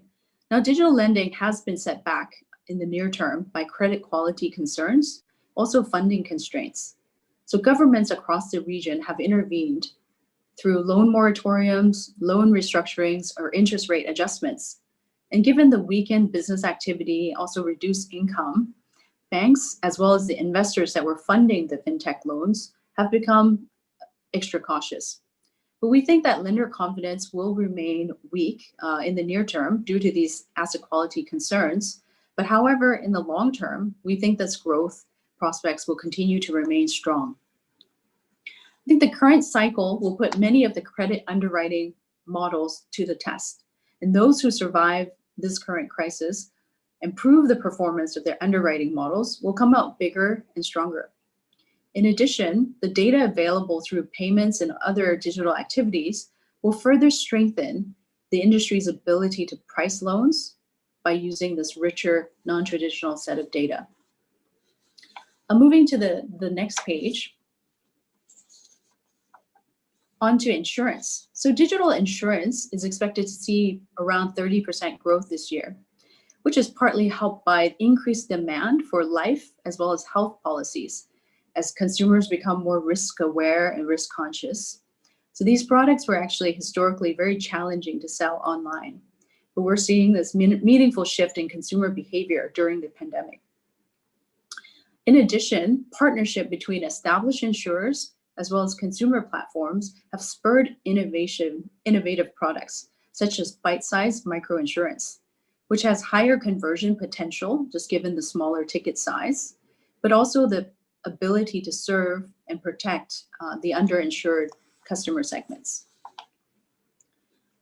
So moving to the next page, I guess the big question is, with all the changes that took place this year, the question will be, is this trend and are these changes to consumer and merchant behavior here to stay? Well, based on a survey that we had commissioned, the answer is yes. 93% of new consumers of digital services responded that they will continue using at least one digital service, even post-COVID. I think another data point that's interesting is comparing the average hours spent online before, during, and after the lockdown. Even though the post-lockdown time spent online is lower than while we were all in lockdown, it's still about 20% higher than pre-lockdown, which indicates that users are much more engaged online even after these lockdown restrictions were removed. Just moving to the next page. So in the next section, I will talk a little bit about how we see the digital financial services landscape evolving with a particular focus on platform players. Move to the next page. So last year, in our Google Temasek Bain report, we had defined consumer or digital financial services players into four main architects. One of them is pure play fintech companies, as you can see in the top left quadrant. So these are players that are more nimble, early stage companies with a specific sector focus. The second type are established financial services players that you can see in the lower left quadrant. So these are incumbents like banks that provide digital financial services through digitizing traditional offerings. The third type are consumer tech platforms in the upper right-hand corner. So they offer services like e-commerce, ride-hailing, or social media as their core product, but then expanding into digital financial services in order to strengthen the engagement with users as well as monetize their customer relationships. And then lastly, in the lower right-hand corner are the traditional consumer-oriented sectors like retail, airlines, telcos. These are all companies that have very large customer bases and are also interested in offering digital financial services to their customer base. You move to the next page, you can see that the space is undoubtedly crowded, right? And we're seeing that the lines are blurring though between the archetypes because there's more and more increasing collaboration and partnership between the different players. For example, consumer tech and established consumer platforms, i.e. the right side of the page, they want to leverage the financial know-how of the incumbents as well as the pure play fintechs to establish financial products and services that are suitable for their customer base. On the other hand, we have pure play fintechs and consumer tech players, i.e. the top of the page, working closely with banks who can provide stable funding, which is critical to scaling any lending business. On the next page, just sharing another trend that we're seeing is that online platforms moving from their core product and services and expanding into digital financial services as they look for other avenues for growth and monetization as part of their path to profitability. So digital financial services, especially digital lending, is now viewed as a critical value driver. For example, companies like Gojek and Grab, who initially started with transportation and moved into food delivery, also view digital financial services as a core focus area. And similarly, e-commerce players like Shopee, Tokopedia, and online travel players like Traveloka also have a strong focus on digital financial services as part of their offerings. In the next page, you can see that in the process of building out a full suite of digital financial services, many of these platform players started with an e-wallet offering, which helped them build up the user base with high transaction frequency. And from there, many of them offer short-term lending products to start with, often tied to purchase scenarios like a pay later product. And these kind of products help to increase the purchasing power of the consumer, increase the success rate of the actual purchase transaction, as well as generate additional revenues. And then relatively speaking, insurance and the investment verticals are less developed compared to payments and lending. Most of the players we see are actually working with product manufacturers to distribute these products as opposed to manufacturing it themselves. This helps them maintain an asset-light model as well as benefiting from the high distribution margins. So as digital financial services can be embedded in the customer's journey while consuming a digital service, we find that pricing may not be always the critical factor. And consumers are actually rather influenced by the transaction scenario in which the digital financial service is being embedded, as well as product suitability for the consumer themselves and how they see the differentiation. You go to the next page, just summarize in summary how we think the digital financial services landscape will continue to evolve with the following trends. So first, we do think that consumer tech platforms are very well positioned to gain market share, especially in the key battleground, which is underbanked segment. These consumer tech platforms have access to millions of customers as well as businesses, which will be very challenging for incumbent financial institutions or pure play fintechs to build themselves or match. These consumer tech platforms also have better user engagement and as a result, more and better access to data on their customers. The second observation would be that we think that market share shift will continue to go from the digital laggards to the digital leaders, which will make it very urgent for incumbent players to digitalize their product offerings as well as their product channels. And with the significant increase in adoption of digital services by consumers, especially this year, consumers now have higher expectation as well of their digital experience. The third point would be that, the role of balance sheet, strong balance sheet as well as funding stability will remain very important in terms of scaling and the sustainability of any digital lending business. And then lastly, partnerships. Partnerships with players that can fill the gap in capabilities will be increasingly important. We're seeing more and more banks, for example, keen to work with consumer players to get access to consumers that they could otherwise not reach. And then likewise, we're also seeing consumer players very interested to work with banks as funding partners and also as providers of underwriting capability. Move on to the next page. So in the next section, I will speak a little bit about some of the trends that we're seeing in terms of equity fundraising in the digital economy players. Starting with the next page. So you can see on the chart on the left-hand side, investments in Southeast Asia digital economy companies continue to flourish. The number of transactions increased by 17% year on year between first half 19 and first half 20. And the chart on the right shows the same data for Indonesia alone, which also shows very robust investment activities. We move on to the next page. We're just zooming in on equity fundraising in the Southeast Asia fintech sector. The story really remains the same. So deal value surged to a record high of 1.7 billion US in 2019, which is a 40% jump from 2018 levels. More investment and consolidations are expected to happen in the coming years as financial as well as strategic investors capitalize on the fast-growing digital financial service sector. On the next page, just some observations about what we see in the market from investor perspective. We do think that going forward, we'll expect probably more caution on the part of investors with a recalibration towards sustainable and profitable growth.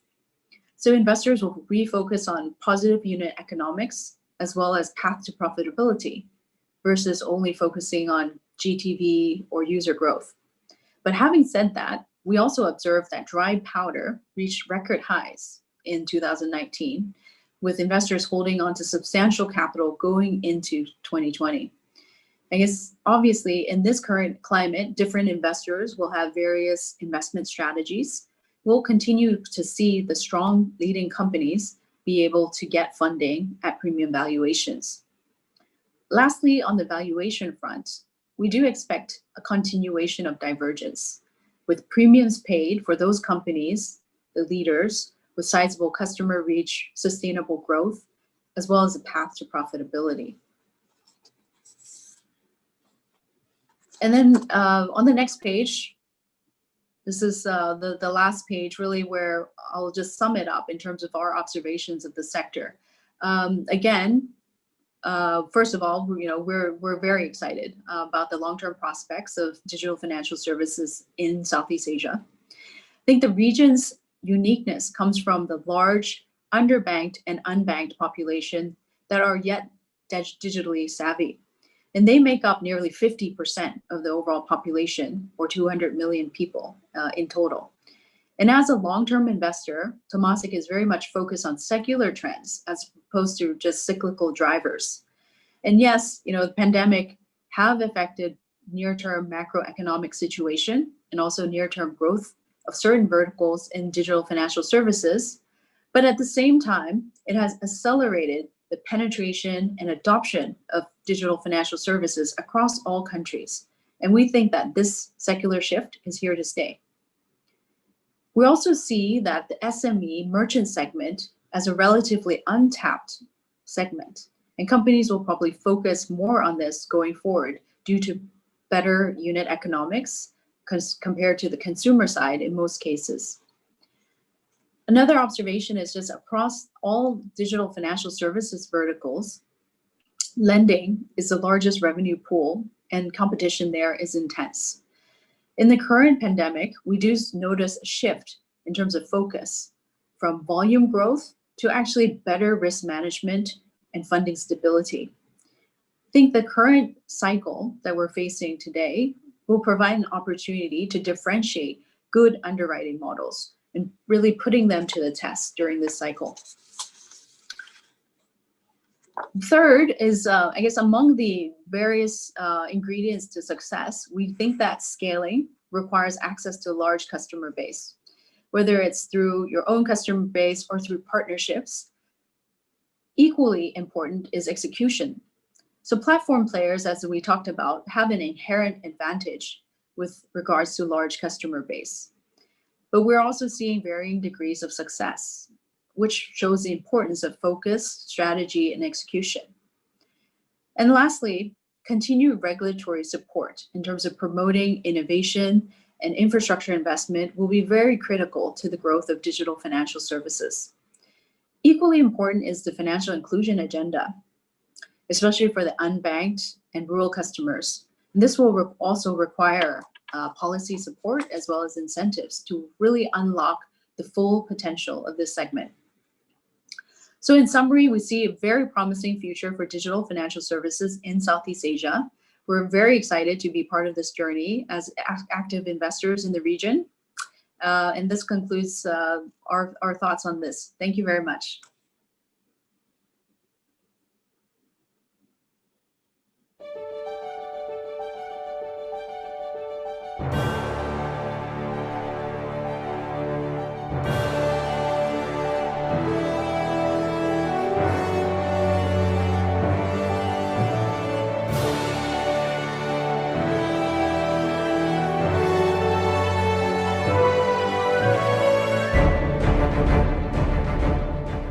Thank you very much to Ms. Connie Chen for the amazing speech and presentation today. And we will now continue with In the Limelight session with the topic, the role of innovative financial inclusion in post-pandemic economic recovery. By Vice President Operations 2 ADB, please welcome Mr. Ahmed M. Said.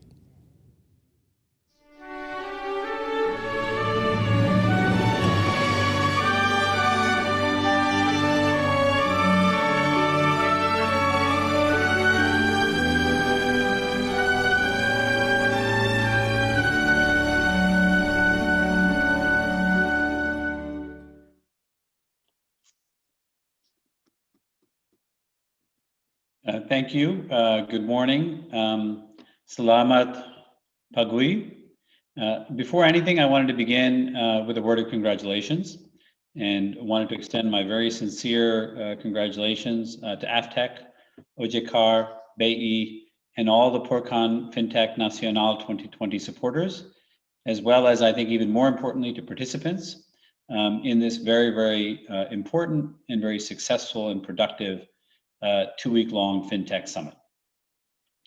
I wanted to begin just by saying a word about the relationship between innovation and development progress. Because innovation and the work of this summit really lies at the heart of making development progress.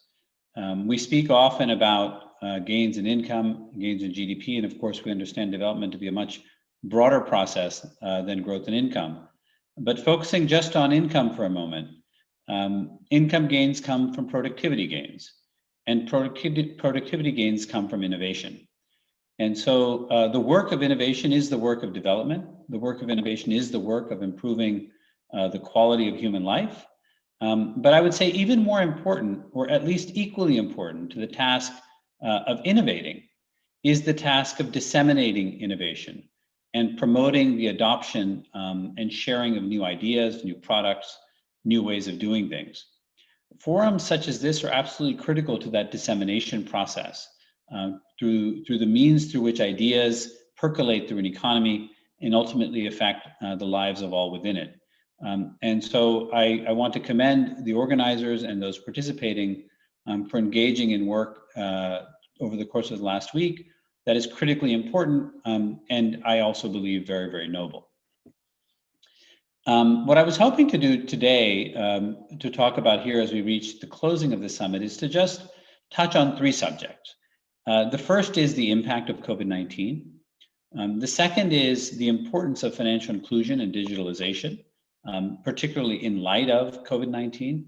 And the third is the role of the Asian Development Bank and other institutions like it. So let me begin with the current context and the current pandemic, which is really the single greatest challenge we will all be confronting over the course of the next year, and I think as we seek to recover from it in the years after that. Now, this new global pandemic is something really that none of us have seen before, and as a consequence of that, there is much that we don't know. We don't know even today, almost 1 year into this, how long it will overtake to overcome the pandemic. What will be its impact, medium term, longer term, on Indonesia, on the region, on the global economy? We don't yet know clearly its impact on people, on their healths, on their livelihoods, on their behaviors. And indeed, we do not yet know its impact on the financial sector and on financial services, including on issues like financial inclusion, as well as on the viability and health of financial sector balance sheets. What we do know is that this pandemic is having an enormous immediate economic and health consequence. Indonesia, a country that entered this crisis on very, very healthy macroeconomic footing, has experienced significant GDP contractions in recent quarters and is expecting the first recession in many years in 2020. I would emphasize, not just do we see this reduction in top line numbers, but very, very importantly, the human cost of this is disproportionately borne by the poorest. Poverty is increasing, inequality is increasing, unemployment is increasing. The sectors that employ great numbers of people, transportation, hospitality, hotels, restaurants, these sectors are disproportionately affected. The sectors that consist of thousands of micro and small businesses, businesses owned by men and women who not only provide essential services, but also struggle to support families and livelihoods. These segments of the economy are the most affected. And so as we begin our conversation, or I should say close our conversation at the end of these 2 weeks on fintech and on financial inclusion, I think it's so important for us to remember the backdrop and the backdrop of this extraordinary crisis. As we move forward, it is very, very clear that financial inclusion will become even more important than it was before. In part, this is because there is the risk and the reality of ground lost in development progress. Indonesia is a country that in fact made great progress in financial inclusion. In 2018, some 56% of the adult population owned a bank account.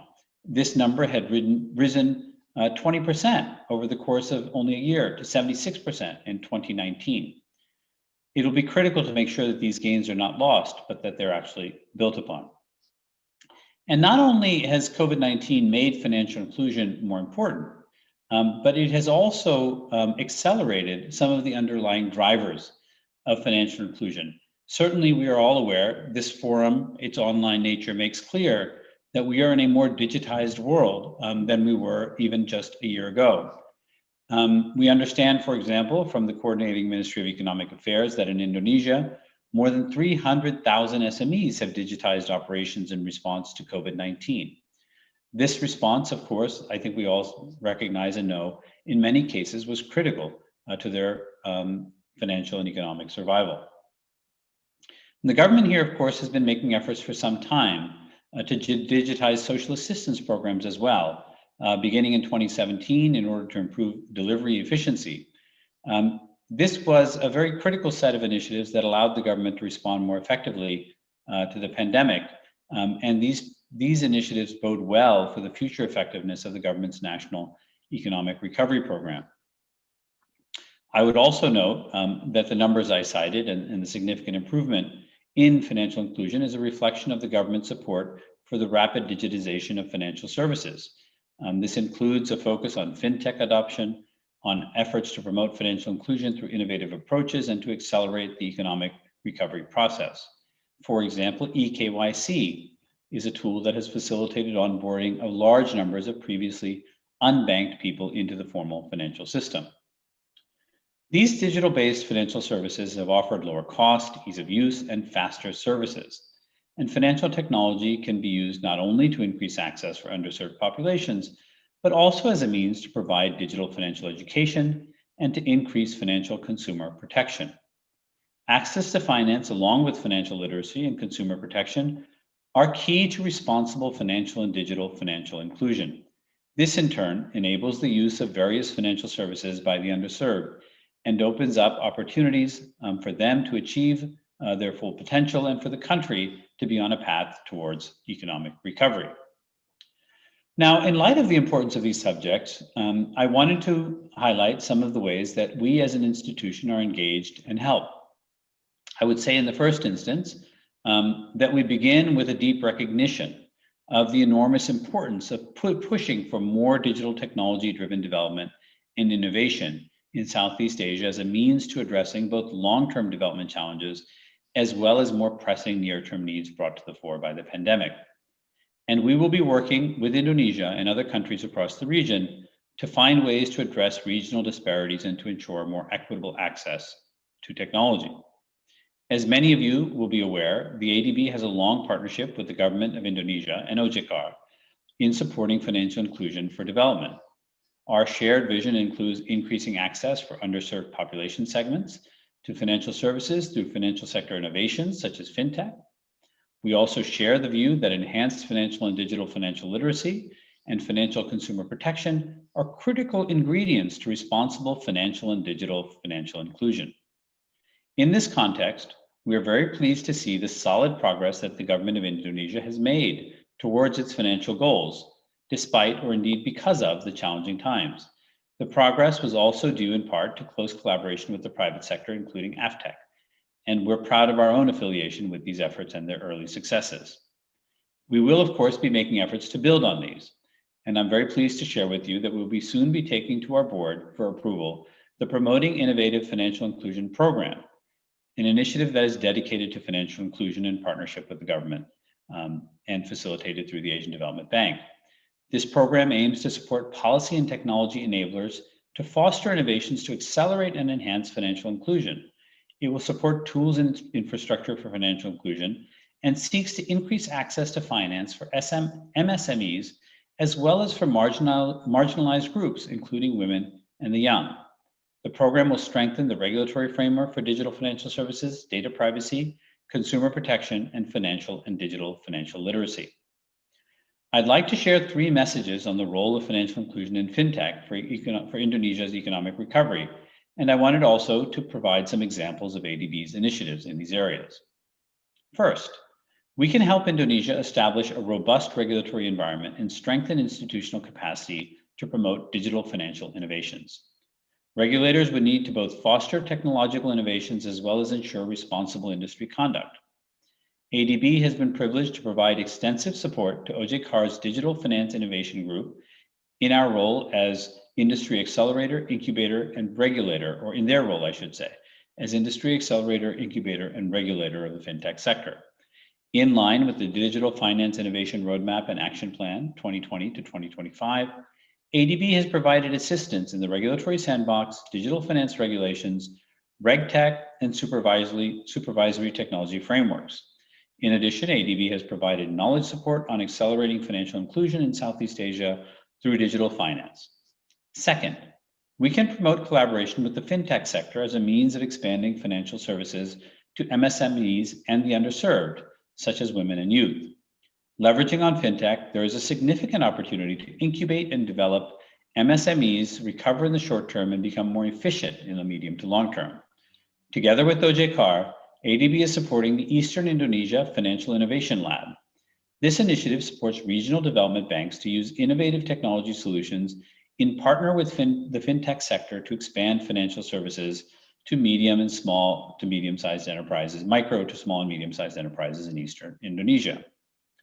ADB also supported the recently launched Lokar Siku, a geospatial financial services mobile platform by OJK, which enables one to locate branchless banking agents and other financial services, thus facilitating financial inclusion.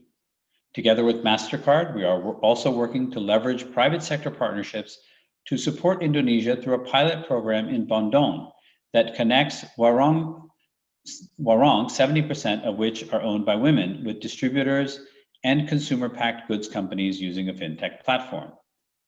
ADB's private sector operations will expand its microfinance risk participation and guarantee program to include more Indonesian microfinance institutions. In addition, through ADB Ventures, a new venture platform that will support and invest in startups offering impact technology solutions, we are investing in fintech companies that are providing services such as credit scoring, KYC, payment, and collection to online lenders of MSMEs. Third, we can support promoting both financial literacy and digital financial literacy in Indonesia. We have been working extensively with OJK to produce financial literacy and digital financial education and consumer protection materials. ADB supported Indonesia's participation in the PISA, including on financial literacy. The PISA is the Program for International Student Assessment. It further supported OJK to develop and launch e-modules based financial literacy materials for elementary and high school students.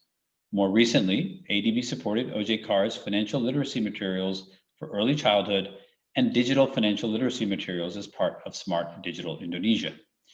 ADB's interventions in this area also include innovative programs such as YBank, which piloted in 2019 as an experiential financial education and career exploration program for Indonesian youth. I wanted to conclude by noting again that COVID-19 has forced us to confront some enormous and significant challenges to development progress and to improving the livelihoods of those most in need.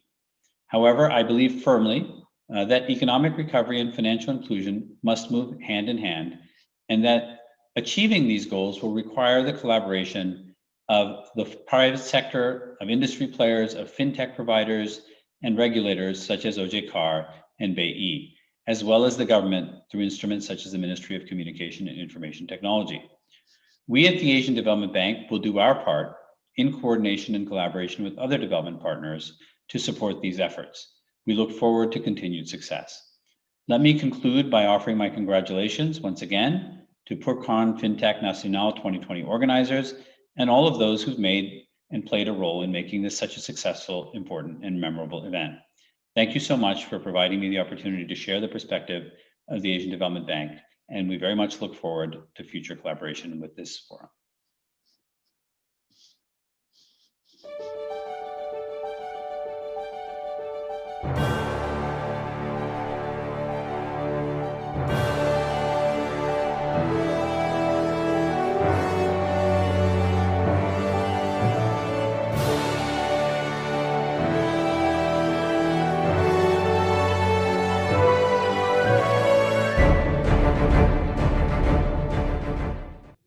Thank you very much to Mr. Ahmed M. Said for enlightening us with your presentation today.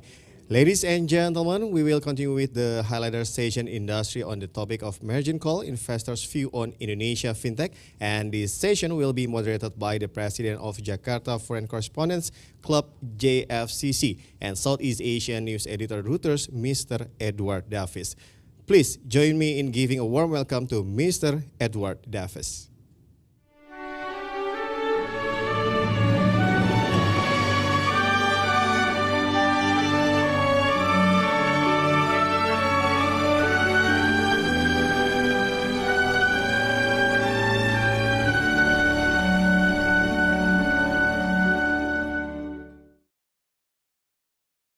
Thank you very much for that warm welcome.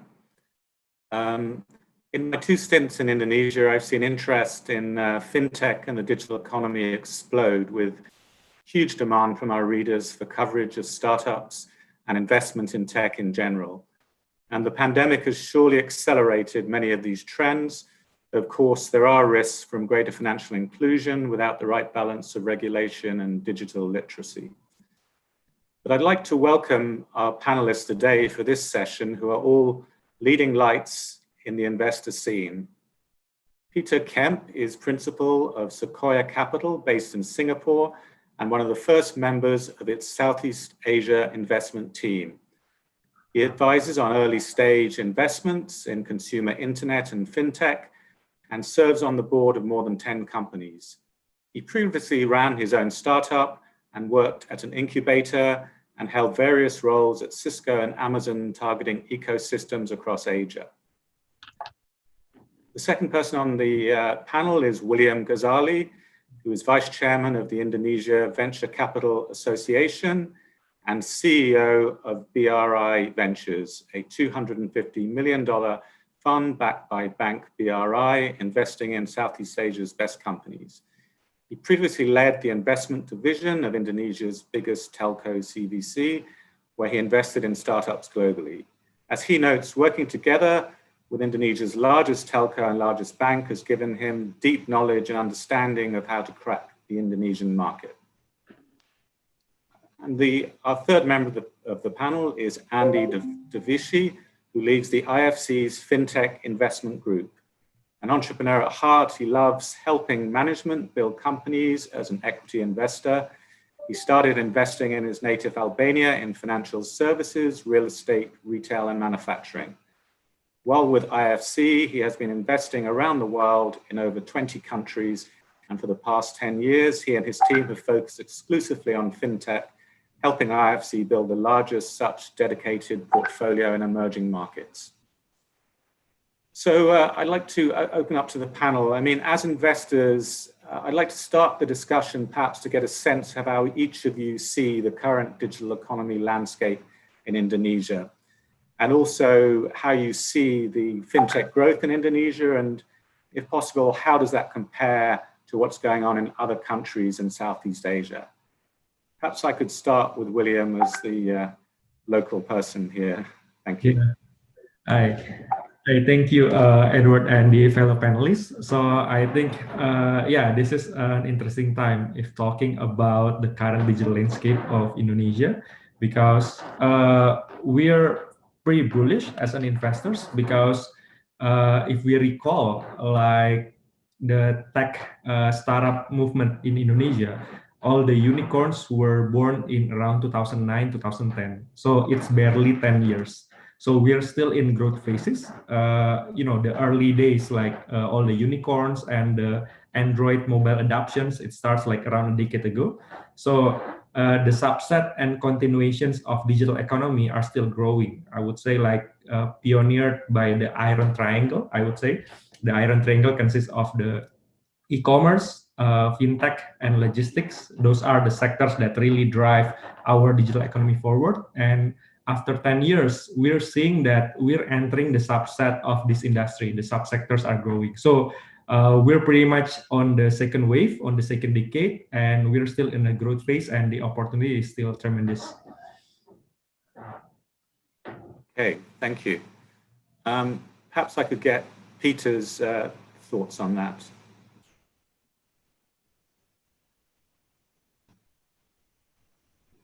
Sorry for that. I think if you think about the current landscape, I think we've obviously seen a lot of growth. And if you look at all the reports out there, it shows that Indonesia is consistently one of the fastest growers, whether it is in lending or remittances or insurance or investment products. So I think that is a positive. But despite that, obviously there are certain parts of the ecosystem that are still early. The market and landscape is still very much undigitized. With few people that are banked, that have credit cards, etc. I think globally, Indonesia is the second largest cash economy, right? And so that tells you something about what's not great yet, but it also tells you how big the opportunity is. And so from that point of view, we're seeing a lot of startups, within the Sequoia Capital portfolio as well as outside of our portfolio that are seeing these opportunities and are addressing that. And I'm sure we'll talk more about opportunities that we're seeing. But thanks to an increase in digitization, an increase in regulation, an increase in smartphone penetration, etc., I think the landscape is changing quite rapidly. And look forward to zoom into some of the aspects later on in this conversation. Thank you. Perhaps Andy, from your perspective.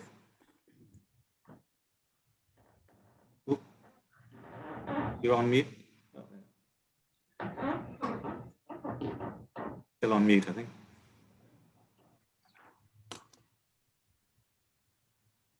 sorry. A digital economy, we're talking about developing a digital economy, a digital ecosystem, and that is as good as the ability of each member of the ecosystem to transact and to cooperate digitally. So from that perspective, Indonesia has a way to go. Every individual has to be more digitally enabled and more digitally willing. Every small business needs to be digitally enabled. Every big business needs to be digitally enabled and transact digitally.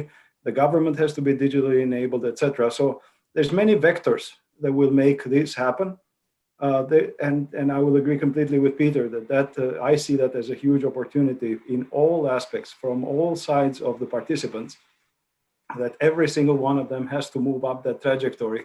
And if you add all those trajectories together, it creates a massive, massive opportunity for Indonesia as a whole. Thank you. And just a follow-up question from me. Do we think there's going to be a lot more consolidation in the market in 2021? I mean, given the pressures from the pandemic, and I think Reuters has reported on talks between OVO and Dana, for instance. Are you expecting there to be a lot of activity coming out of the pandemic, hopefully?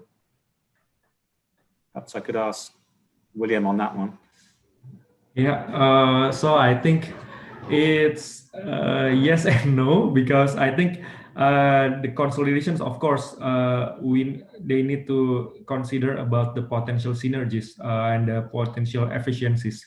So I think I would expect there will be an increase for next year, but it's not merely driven by the pandemic, because I think it's also natural after seeing the market has grown and after seeing the dynamics of the fragmentations and about the market segments, it's just natural that consolidation is happening. But I think it's not merely driven by the pandemic too. Thank you. Any other comments from the other panelists on that particular issue?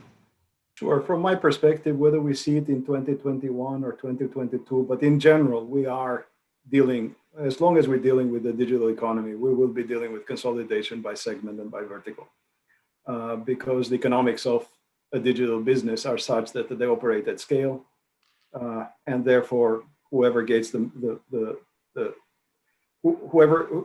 scaling up through acquisitions or through just sheer organic growth will create consolidation by default, right? So if I'm just the biggest, the best, because I can grow my company the biggest, the best, I create market share consolidation. And if I keep also buying, then I will concentrate the market even faster.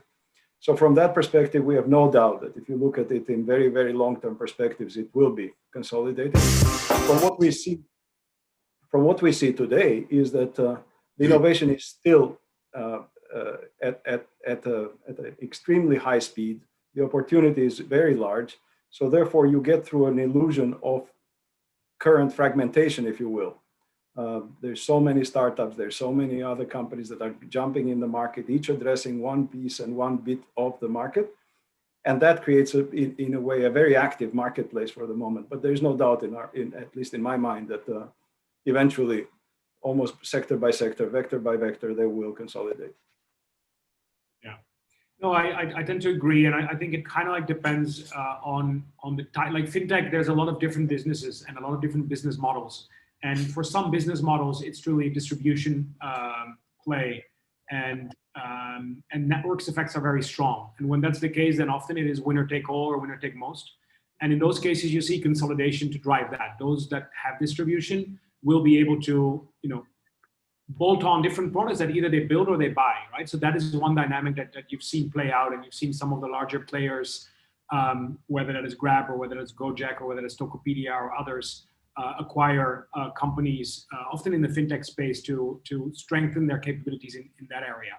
I think what COVID adds to that is, and we've seen that not just in Indonesian fintech, but more broadly in the region and potentially even globally, is that some companies are accelerated by COVID and some struggle. And when they struggle, the teams might be still great, the product might be still great, but they're struggling on the go-to-market, or they're struggling on fundraising and capital, et cetera. And they might become interesting targets to be acquired by the players that have navigated the pandemic better, if you like. So different dynamics are at play, but net agree with what the previous panelist said as well around consolidation likely continuing. Thank you. Just looking forward, I mean, what are the key opportunities and challenges that Indonesia's fintech sector faces, and what does Indonesia need to put in place to sort of win this regional and global competition, or at least be well placed within it? Perhaps William is. Yeah. So okay, I would start about the fintech opportunity. So basically, we're still seeing like the fintech in Indonesia are still scratching the surface, both in terms of customer reach and product adoptions in terms of behavioral shift. Because we see even like some of the regulations about P2P lending, the POJK was just released like 4 years ago, 2016 and others. So we're pretty much in the second phase of introductions. And I think we are currently in a growing pain mode because growth is uncomfortable sometimes. And we've had our fair share of issues in customer protections, collection ethics, and others. So we're still working on it as an ecosystem, steering the price ceiling, the price floor, and others. And we think to make it more interesting in the regional and global stage, of course, the coverage of the services, especially like in tier 2, tier 3 cities, because right now most of the coverage are, I would say, it's still in the Jabodetabek area, in Java area. Our challenge is like how we can distribute more in more areas. We cover more areas because I think to be able to speak in the region and globally, we need to have skill, right? But before that, we need to be able to scale within our countries first. Like, so we need to figure out more on the business model and operating models. So I think that is like the challenge that we need to tackle together, and I think we're seeing good progress so far. Thank you. Maybe Andy on that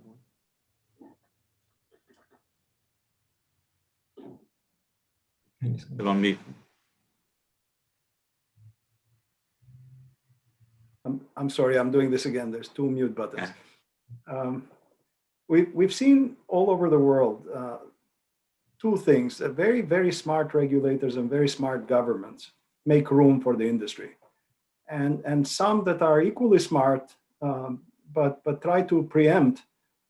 They actually slow down the industry. The fintech industry is extremely creative as an industry, and you cannot possibly predict the direction it may take. You can predict a few trends and try to support the industry with those few trends.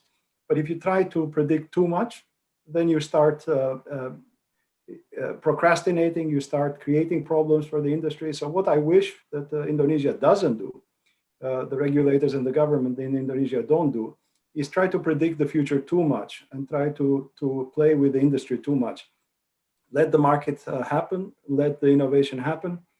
We see fantastic innovation and fantastic market dynamics, or if you will, if I were to err, whether no regulation at all and just industry, or strong regulation on the other side with the support of the industry, I'd rather err on the no regulation side. It feels like the market enhances and develops very fast, and regulators and governments are good at catching up, but they're not good at leading. So it would be best if industry leads and regulators and governments follow and watch and support what the industry is telling them to support, what the industry is demonstrating that they need support with, including what you guys have mentioned, digital signatures, shared databases of fraud, shared databases of consumers that of credit quality of consumers and businesses, etc. So there will be a lot of opportunities where the government can intervene, can help, can help the industry do things that the industry on its own cannot do, and then stay out of everything that the industry can solve itself. And that would be what I wish every country to do, because we see massive growth and massive acceleration in industries where the regulator has just the right touch. I echo that. I like how you ended that, the right touch, but defining what that right touch is, I think is often the challenge. And you don't want to be controlling, you don't want to be enabling, and sometimes it's hard to strike that balance. And in some industries, in some countries, the lobby from incumbents might be very strong, and it's harder to actually move forward. And some regulations is more to control and maintain status quo than to move forward. Fortunately, we've seen better things in this part of the world, in Indonesia, but also, for example, in India, where we're very active. If you look at what's happened there in fintech, the government has actually enabled a lot of fintech to emerge with what they call UPI, Universal Payment Infrastructure, with the establishment of universal QR codes, which is now happening in Malaysia as well. And actually the interoperability of payment acceptance, whether that is universal QR or UPI, or national merchant ID and things like that. And so if there is an enabling role of the government in those areas, a more robust credit bureau, for example, as well, or quality control on the capital markets, these things are actually building the infrastructure layer on which a lot of private market companies can flourish. And I think, coming back, that right touch is, minimum control only where it's needed to drive the right incentives for the industry and the players and protecting consumers, etc. But beyond that, staying away and just playing at that enabling infrastructure layer. I'm not sure how closely you've been following the job creation law or the omnibus law, as some have called it. I mean, I wonder how much difference that'll make to the investment environment, particularly for tech, William. Yeah, so I think what we see is like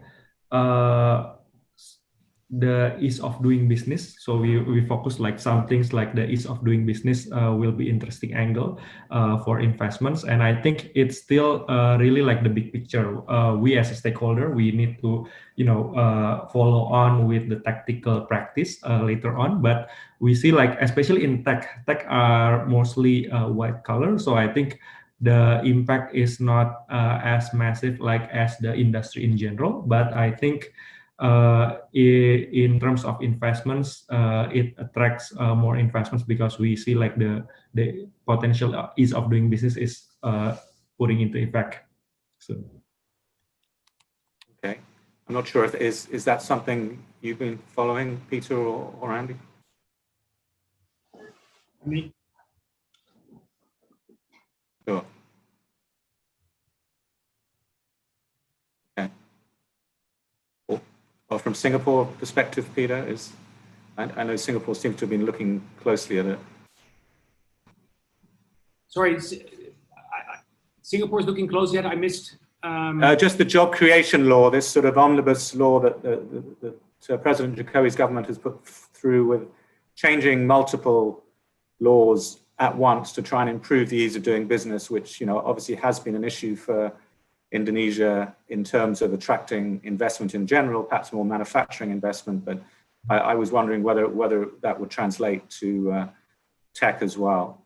I think in general, Singapore is a very different business environment, and obviously has been during COVID as well quite supportive with support for companies. I think generally one of the things I'm seeing more, not as much comparing Indonesia to Singapore, but for example, some Southeast Asia markets with what we're seeing in Europe, for example, where I'm originally from, and where you see very, very strict labor laws, and it's actually really hard to hire people, to fire people, and the cost of doing business are very high, and specifically for startups, if it becomes really hard to hire someone because you know that if it doesn't work out or the business is going down, you're stuck with someone for 6 months or for a year. The risk of hiring becomes harder. People will think much harder before they scale. And so having flexibility in your labor markets is very important. And if those laws that are being announced in Indonesia are supporting of that, then I think that will have a big impact on job creation, and specifically in startups where that flexibility of labor is very much needed. Thank you. I'll probably just add one flavor. Sorry, Ed. No, go ahead, please. No, I'll just add one flavor that labor laws and labor regulation and labor philosophies are very, very long-term plays. So while you can fix or tweak instances of a certain industry or a certain macroeconomic situation within a year or two, in general, you have to coordinate almost every philosophical, every economic philosophy together. Competition, what Peter was mentioning, the ease of creating the businesses and closing down the businesses, the ease of bankruptcies, etc., plus education, plus government policies with regards to general education, to early stage education, to vocational education, through attracting of foreign direct investments. All that stuff will somehow all get together. So my one concern is that if you try easy fixes, it's not going to work. If you take very, very long-term points of view and build properly, you will not be remunerated in the next election, but you do get remunerated eventually in decades. Just looking at stock exchange listings, a way that we've obviously got, a number of unicorns, hackathons.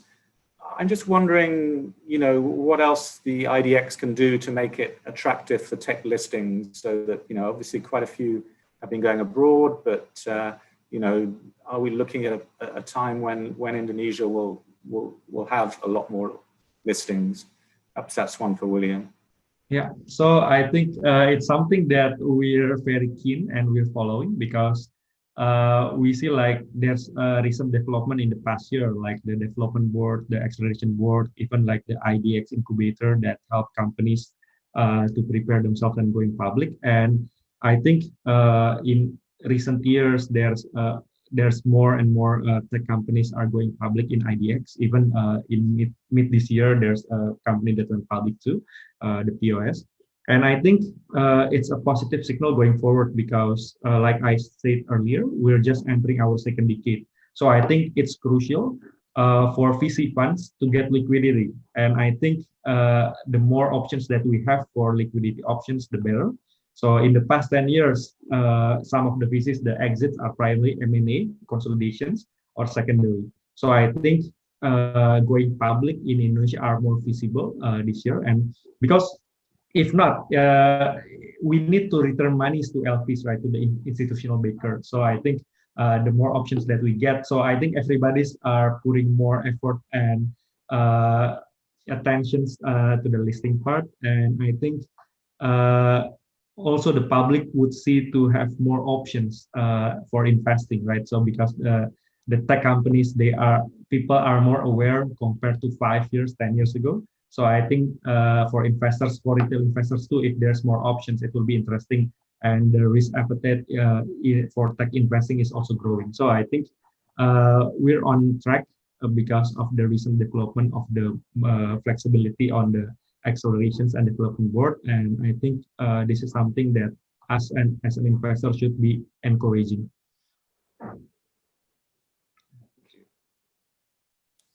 Is that one you're looking at from your end, Peter?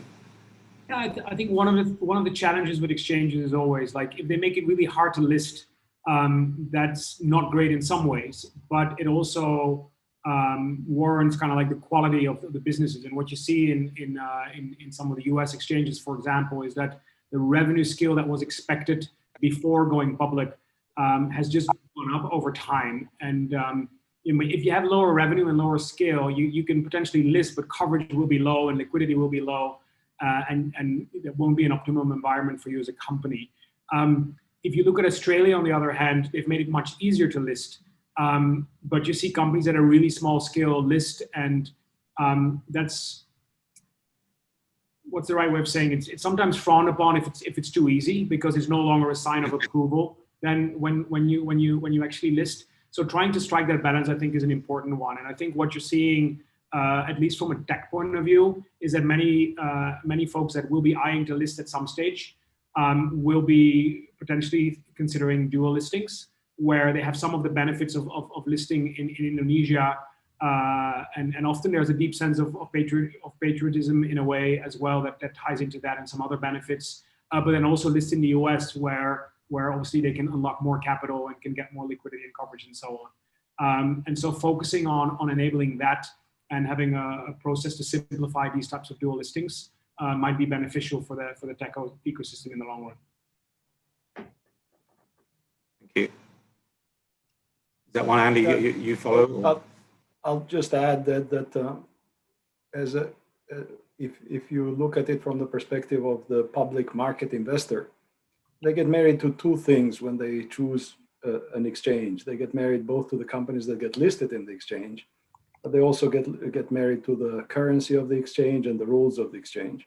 So they get deeper into Indonesia, if you will, and therefore it's not just the exchange that needs to support the investment, that needs to make sure that there is transparency, that there is rules, that companies that are listed abide by the transparency rules, that there are no surprises that blow up the stock prices.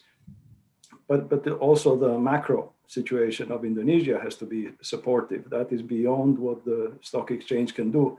But the currency has to be stable, etc. So that when investors take those bets, they want to take company bets. They want to take fewer macro bets as possible.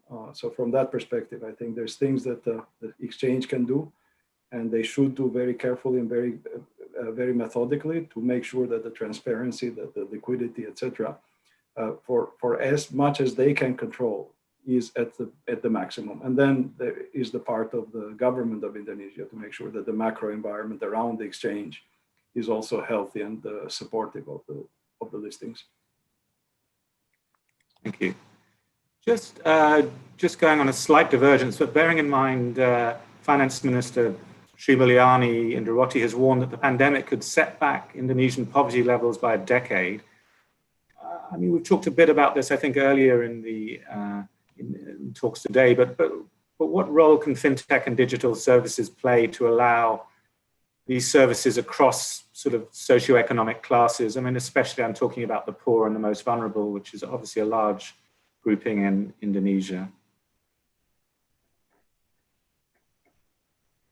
Maybe one perspective that I could volunteer. What you're seeing in many markets is that it set back economic growth, and obviously there's a risk to that.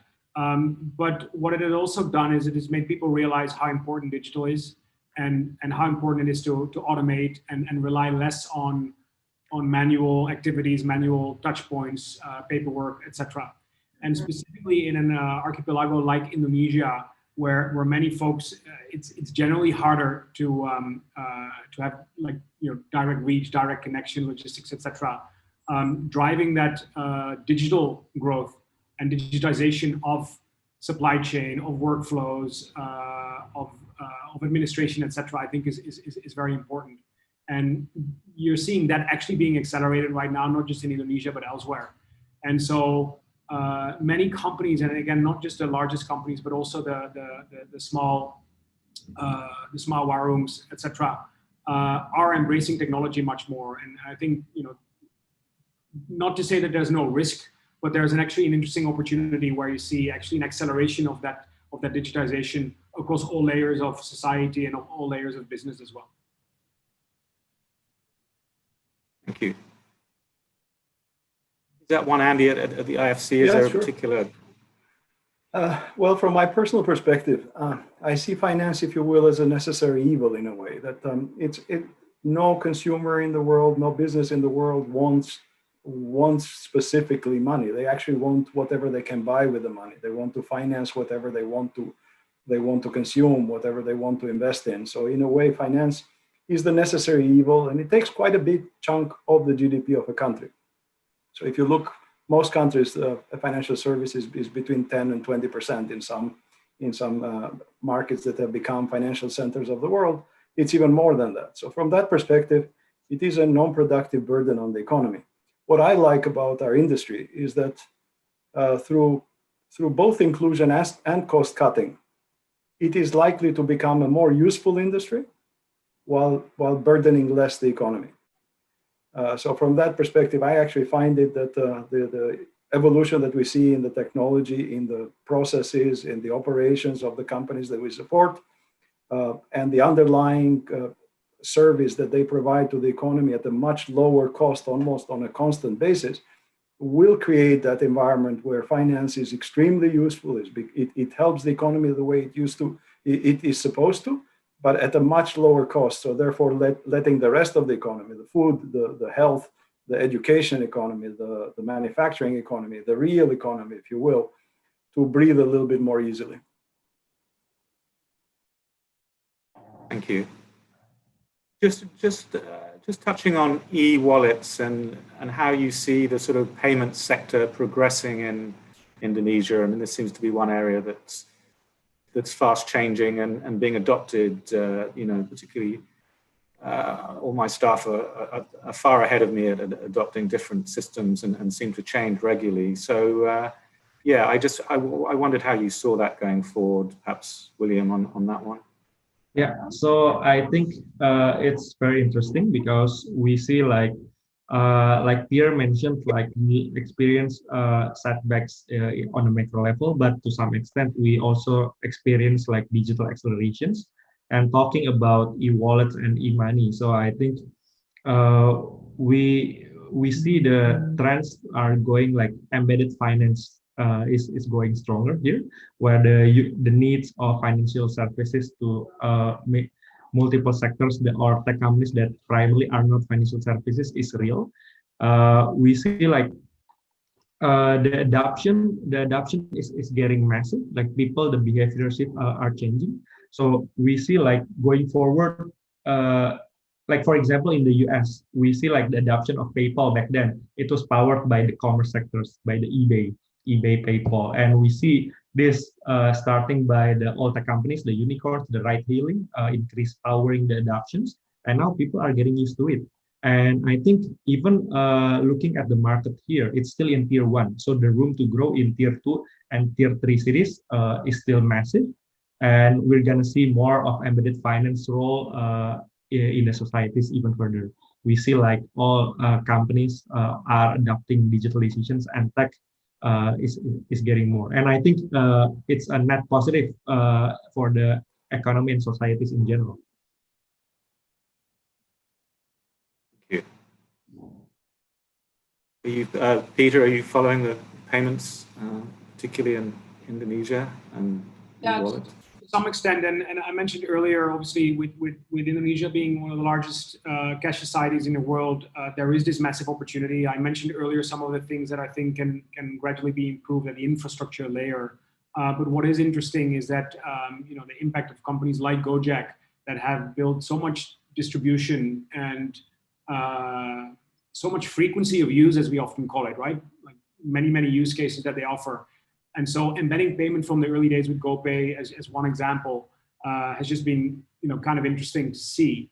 And so, you know, that made them actually invest, and the same is true for Tokopedia to some extent, for Grab to some extent, made them invest early on in payments and just realizing that like go-to-market and customer acquisition cost is often a key driver for these businesses to be successful or not. So when you have distribution already, your customer acquisition cost to have someone for your wallet or payment solution, either online or offline, is just much more favorable.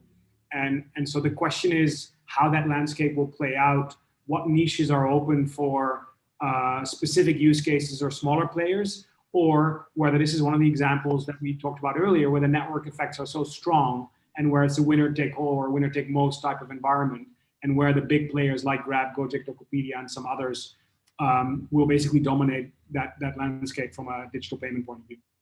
So it's interesting to see how that plays out. Is that something from a global perspective you're following, Andy? Absolutely, and we have the same philosophies as Peter. We do share their views that when it comes to luxury goods, for example, people don't want the same. They don't want to be wearing the same stuff you're wearing. They want to be driving a different car that you're driving. But when it comes to money, they want the same money that everybody else has. So the network economics and the commodity type of service will drive wallets to a massive concentration. So theoretically speaking, you don't need more than one per country. You may want, just for competitive reasons, to make sure that they all stay in their own lane and therefore keep driving and keep innovating. But you really, from a consumer perspective, you don't need more than one. So as long as that is, it's useful everywhere, you can use it in all or most use cases, etc. The consumers will choose one and will probably stick with one, or choose two and stick with two. But whether it is 1, 2, or 3, we're still talking about a massive consolidation of the interface between the consumer and the financial service provider. So I don't know how many banks Indonesia has, but I would imagine it's 60 plus. I can't see how with the kind of distribution network of what you call the new wallets, or what we may call in some instances the neobanks. I just cannot see why a consumer would want to deal with a regional bank, a small regional bank, or a bank with subpar service, etc., while they can have the best digital experience with one of the large national players. So we see that in every country. It's a very, very obvious pattern. Thank you. I mean, great point Peter makes on the cash. Certainly there is a lot more cash around than in some other countries right now in Indonesia, which I'm sure won't rapidly change, but it could do if this take up continues at that sort of pace. I mean, in terms of an investor, I mean, is now a good time because the pandemic creates opportunities, or is it a waiting game now until things stabilize and things are clearer? I mean, what is the sort of investment strategy from your perspective? Maybe from William. Yeah. So as a venture investor, so we are getting used to invest in risk. Risk is part of the game, right? So it's a matter of how we can adjust the risk. We can identify the risk. So I think it's pretty much still a good time to invest, because we see like a lot of problems that are emerged that need solutions. And I think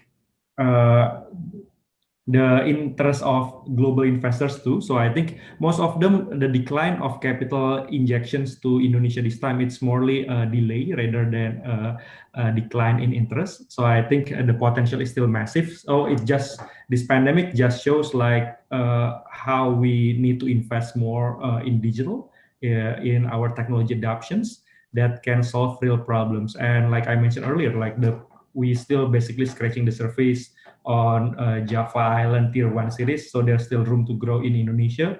And I think a lot of sectors are showing their resiliency to show that it's not just fad, it's a real problem that is worth to tackle, that's worth to invest, that is worth to be covered by all the innovative new companies. So I think it's a very interesting time to be in. And for us as a venture investor, it's just we need to both us and the companies need to identify the risk even further and prepare our mitigation plan. It's always a game of risk.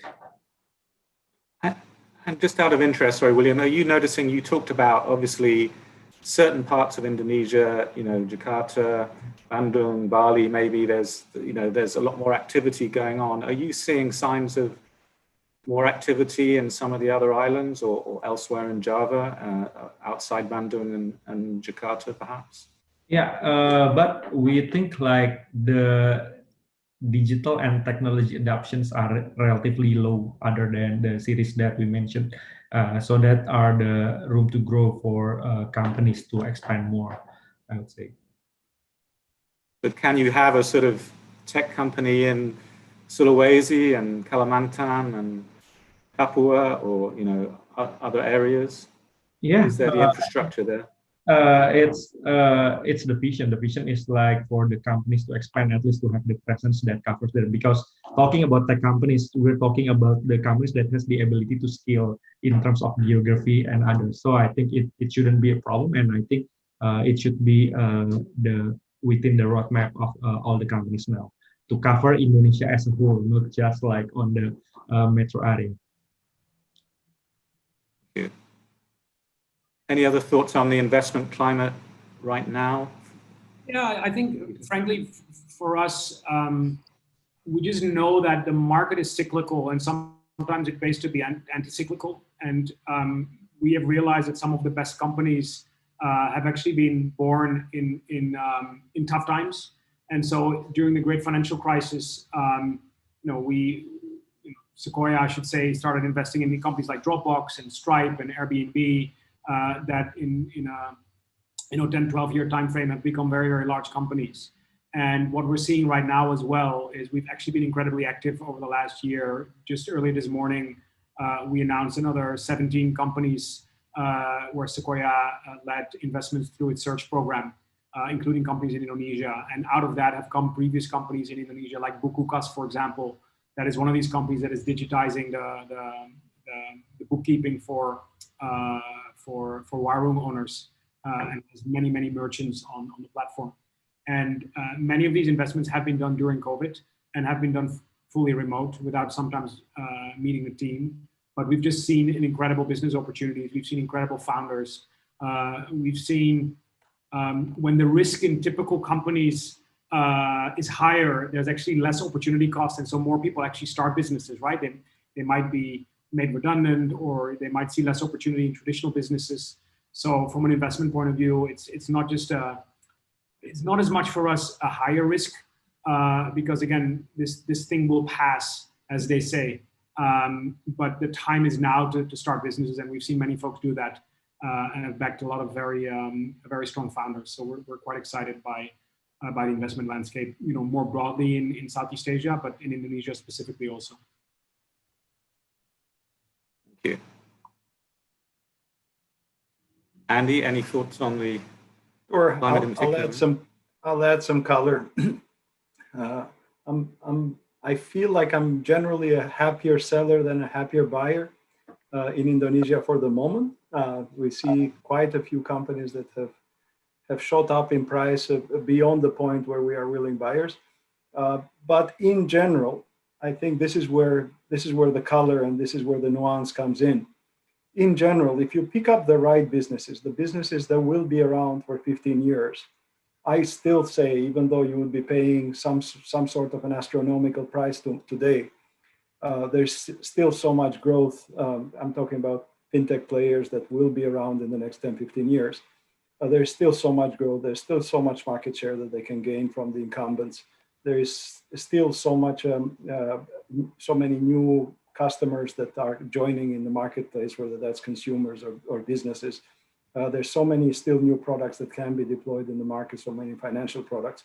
So from that perspective, if you are a patient investor, like we are, and you invest in the right business models that you think will be around no matter what in the next 20 years, then I think there's no better time. It's now. I'm just fascinated with your background from Albania. I mean, do you see similar patterns in Indonesia as to sort of as it's happened in Albania, or it's all happening around the same time? Or so you must have started from a very low base there. That's correct. Well, the beauty of small markets is that they are a little bit more easy to understand. It's like looking at a makeup model versus looking at the entire building in real life form, right? So understanding a small market like my home market is pretty straightforward, and then you can use that pattern recognition for other markets. But obviously, when it comes to industries like this, that are industries of scale,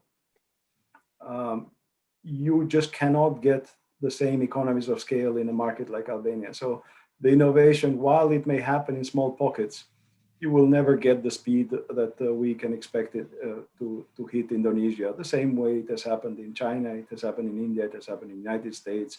It has happened in the joint Europe rather than the separate Europe, if you will. So the moment Europe unified its regulatory regime in financial services, then you get this super giant players that can accelerate their growth across countries. So again, it's interesting, and we don't know. It is a very good debate to start. Where do small countries fit, and how do they innovate in such a rapidly accelerating financial services world? And what is the role of big countries and the small countries when all the dust settles? We have this theory, or at least I have the theory, that regulatory barriers will have to come down. Otherwise, some markets will stay far behind the markets that advance. Thank you. Just a reminder that you can put any questions into the questions and answer. I think we have one question asking about the role of the regulator, OJK, and financial inclusion and education, if I correctly translated that, and how companies can work with the regulator, I suppose. William, are you working closely with OJK? Yeah, as associations, representing associations, we're closely hold talks and other discussions with the regulators, especially talking about customer protections and others. So I think the role for us is like gathering like the feedback of multiple stakeholders and participants on how we can govern this further. And I think a lot of talks has been happening happening right now, and we think like, of course, we would like to catch the aspiration of the players and of the regulators in terms of milestones that we need to achieve, and I think all of the stuff that is being asked is happening right now. It's ongoing. Okay. And just a thought on, obviously with the pandemic, there's been pressure on maybe on online lenders in terms of NPLs, and how, I mean, how do you assess credit and make sure that you're getting the right people, getting the right money, and, putting together the investors with people that, can pay back eventually, or, how is that working, do you think, in Indonesia? I mean, particularly now that we're being stress tested by the pandemic, I suppose. And even on a global scale, I suppose, how is this sort of, the risks of lending compared to the, needing to get obviously money out to people? I know bank lending in Indonesia, for instance, I think BI has often been calling for it to, faster pace of bank lending. So, I mean, how can fintech fit into that area? Maybe one perspective. Again, if you think about lending and you think about customer acquisition, you see that a lot of activities happen around the larger ecosystems, around whether it's Tokopedia or Gojek or Grab, as I mentioned earlier, or some of the lending platforms. When this is increasingly digital, it also means that there's an increasing amount of data available. And so you see more and more companies move away from the offline manual approach to lending to a more digital approach to lending, which has its risks, obviously, but it also has its benefits in terms of being able to tie into transaction data or other data. If you look at, like Sequoia, for example, invested in a company called Trusting Social that can leverage telco data to do credit scoring through purely opt-in from the borrower approach. And the quality of the data and the signals and the ability to forecast credit worthiness and credit scores, etc., is exceptionally high, actually. And in similar cases, Tokopedia or Gojek could leverage transaction history on their respective platforms to be able to assess some level of credit risk. And none of these models are flawless, but you actually see an increase in an ability to forecast credit worthiness. And you sometimes actually see very healthy NPLs, non-performing loan kind of like ratios within some of these businesses. So it's an interesting space, and during COVID, like obviously risk levels go up. But in general, you see companies getting smarter and smarter in terms of how they assess risk. Much more to be done, but interesting developments from what we can see. In fact, as we've got a follow-up question from the floor from Johan Salim. There are already 200 P2P platforms registered in Indonesia. Do you see any oversaturation on the P2P lending sector, or is there still room for further growth in this sector?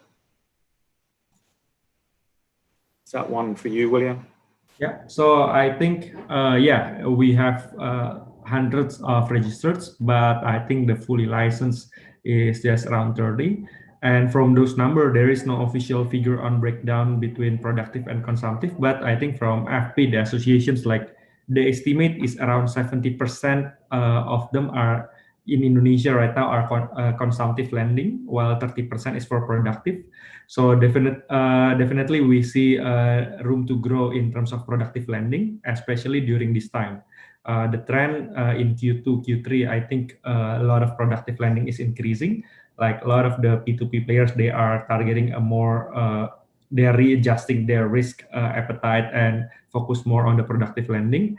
And we see it is speed bump, but we still have a huge potential. And if we observe from the players there, I think it's a continuation of my point earlier, like most of them still covers this Java island. So I think the room to grow beyond that, the lot of underbanked and unbanked populations beyond that is still massive. So I think from 200, maybe we focus on the 30 and how we see a lot of consolidation is going on, because I think from those 200 players, most of them are still testing their operating model and their business model. So I think this is we are still in the growing pain process. So definitely it will be a natural selections from those 200, and I think it will be trimmed down into a healthier number of companies. Any other thoughts on P2P platforms? Sure. And I see that as activity increasing, but definitely the number should be decreasing. So the closest business model to P2P lending is what we mentioned earlier, the stock exchange. It doesn't make sense to have 300 stock exchanges in the market. It's a very simple function of basically a meeting point between buyers and sellers. It's a clearinghouse. So if the clearinghouse is extremely efficient and it can produce or originate very good loans, then you don't need thousands of them. The investors should, because you're breaking up not only the operational efficiencies into too many pools, but you're also breaking up the liquidity in too many pools. So it does not make economic sense to have too many, but it does make economic sense to have a lot more activity where investors come into place and buy directly the credit of others. Yeah, and let me quickly add to that. I think it's really interesting what you just mentioned there. You're adding up the operations, but also liquidity pools. The other thing that you're breaking up, I think, is data and the quality of the models that forecast, credit score, etc., are dependent on the training of those forecasting models, which is dependent on the amount of data. So that's why you see in markets like China or even the US, at some stage these platforms either consolidate or just many companies fall away, and a few bigger companies remain that have the skill and that have the data to fine-tune their models and get better and better in assessing risk. And that's a very important factor here as well, I think. And just putting Indonesia in perspective of Southeast Asia and globally, I mean, obviously Indonesia has this very big population and a young population. I mean, when you're dealing with investors, I mean, I've spoken to some Chinese investors who say they saw Indonesia as China at an earlier stage, which I think that was sort of more in the e-commerce area. But I just wondered how you see Indonesia progressing.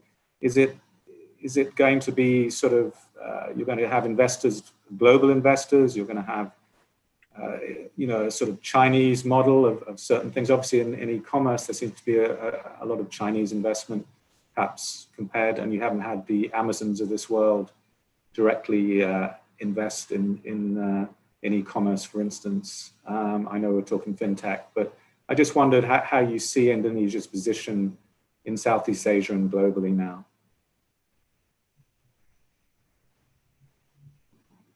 maybe one for Andy. Sure, I can volunteer that. So at a very fundamental level, we don't see much differences between markets. Markets are unifying in many ways. So the consumers are behaving the same. The companies are offering similar products at similar speeds with similar innovation patterns, etc. And investors obviously are crossing borders looking for opportunities left and right. So there's really no market that is left behind, really. So from that perspective, it is possible that China and Indonesia will follow similar paths. Where I see the difference between China and Indonesia is the forcefulness of the government in guiding the industry or guiding the sector. China is a little bit more thoughtful, a little bit more rigorous in how they pursue and how they guide the opportunities or how they guide the markets, which obviously carries the risk that if they actually get it wrong, they screw up the entire market. Indonesia is a little bit more laid back, or where the regulator is a little bit more behind the scene, which is usually my favorite model, which means the government or the regulator will never be a factor in accelerating the industry, but will stay in the background to make sure that the industry does not create problems, if you will, for itself. So from that perspective, the only thing that I see a difference between China and Indonesia is exactly that. And of course, you can talk about education, you can talk about the readiness of the consumer and the readiness of the business. But other than that, I think it's just a matter of time. All markets are headed in the same or similar direction, and they all will be there in the next 30 years or so. I think, if I may add, I think it's interesting to see how Indonesia has become an attractive market at the global stage. I think when Tokopedia raised a $100 million round in around mid-2014, it was for the first time, I think, that the rest of Southeast Asia and perhaps Asia saw Indonesia shine, and it's marked by many as an inflection point. But that was at the Asia scale. Then what happened in 2016, when at least the investment and venture markets were down a bit, exactly at that time, when raising capital for many startups was quite tough, Gojek raised 550 million for a domestic play, not for a global or regional, but for a domestic company at that stage. And I think that is when many people globally took note, because that round included global names in the private equity industry like Capital Group and Warburg Pincus, DST, who had invested even before that, I believe, Sequoia, and we initially led the Series A in the beginning of 2015. And I think since then, globally, investors have been looking at Indonesia, and whether that is U.S. investors, earlier last month, Tokopedia announced an investment from Google, obviously from the US, as well as Temasek from Singapore. So I think whether it's Chinese or US or other Asian investors, I think Indonesia, has become a force to be reckoned with and a market that is attracting capital. And I think it's just continuing to be like that if you look at just the scale that many of these companies are reaching. So I think it's very exciting. Any thoughts on that, William?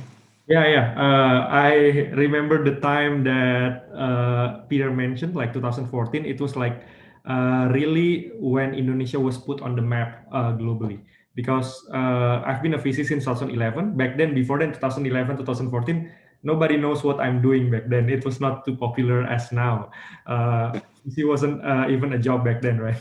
So I think we've drawn a lot of comparisons to China, maybe because of the demographic, but I think on the market behavior, it's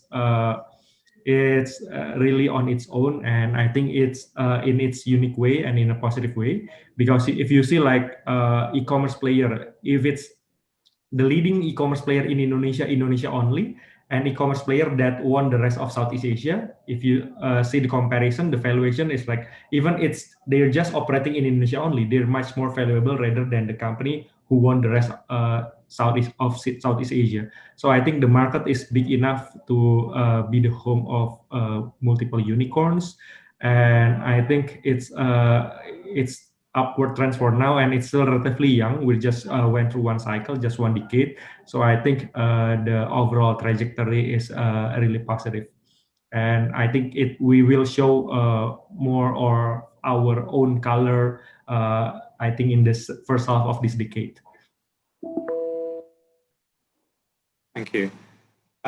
Okay, well, we'll probably shortly wrap up, but let me know if there are any final thoughts you have as investors, maybe looking towards 2021. Are you excited? I mean, you mentioned, Peter, you were still excited with Indonesia, or is it cautious optimism?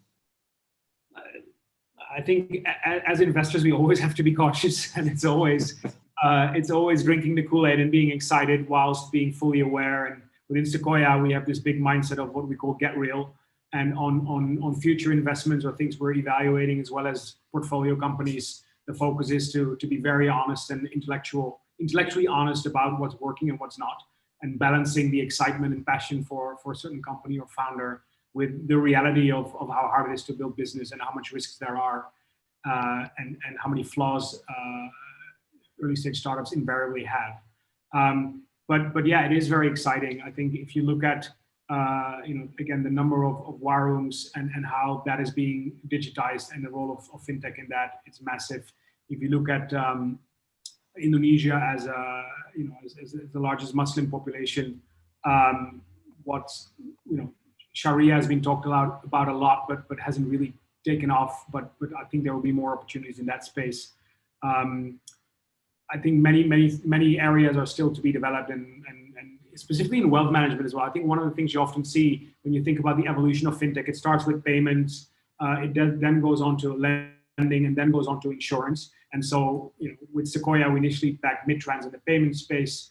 In the lending space, we are behind Modalku in peer-to-peer SME lending. Sequoia invested in Koala and InsurTech. I think what is next will be things like wealth management and investments.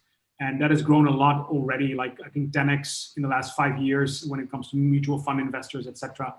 And even when it comes to stock investors, they've grown like 3x in the same period. And many of them are millennials, and that's driving a lot of adoption for digital fintech products. So lots of opportunity lies ahead, I believe. Thank you. Any final thoughts, Andy? No, equally excited. It is a market where, again, as I said, if you are patient enough and you choose the right companies, you will do well, even though they are pricey right now, and we don't like it as buyers. But we don't complain much, because as everybody in my panel says, the opportunity is very large. The market is still very virgin. The growth is multi-vector, so there's a lot of forces that are growing our industry. So we are buyers in general. In the end, we're buyers. Yeah. Great. And lastly, William. Yeah, so we had talks in the associations at Amfesindo and Consensus. All the other investors, we see like this year is a speed bump, but the potential remains huge, and we see from multiple investor standpoint, like respond this positively, especially like looking at more companies, especially in the tech startups that are eyeing local listings as the options, and how the local listings is also a response to that positively, and see the role of the financial services in terms of tech and multiple sectors beyond that is also exciting. The trend of embedded finance, even like the global investors, Andreessen Horowitz mentioned in one of the podcasts, like every companies will become some sort of fintech in a way. So we see like the growth of financial services, the embedded finance to the overall tech ecosystem is positive. So a lot of innovation on how we work on venture investing, startup product development, and others in 2021 will be very interesting. Thank you. So just summing up, I mean, general optimism there, and I mean, obviously from the regulatory perspective, it sounds like the right touch is it that makes sure things are fixed when they need to be, but not necessarily trying to think too far ahead in such a changing environment. So on that note, I'd just like to thank the panelists and for an interesting discussion, and I look forward to more in the future. Thank you very much. Thank you, Edward. Thank you so much. Thank you so much. Thank you. Thank you.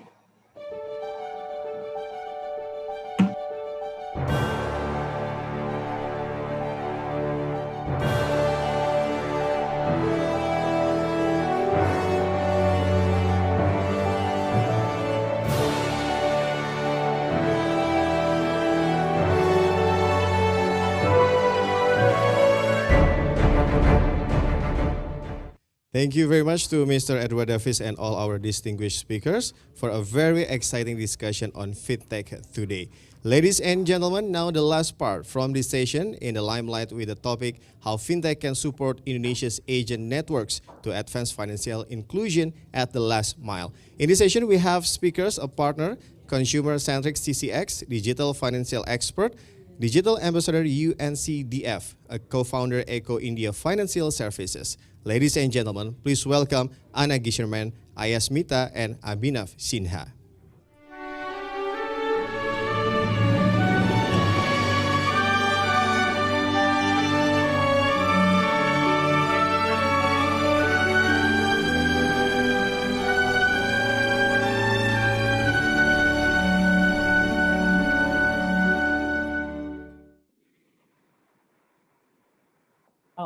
Good afternoon, everyone. It's an honor to be part of this conference. Would like to thank the FinTech team at OJK and Patreona for inviting me to moderate this important session.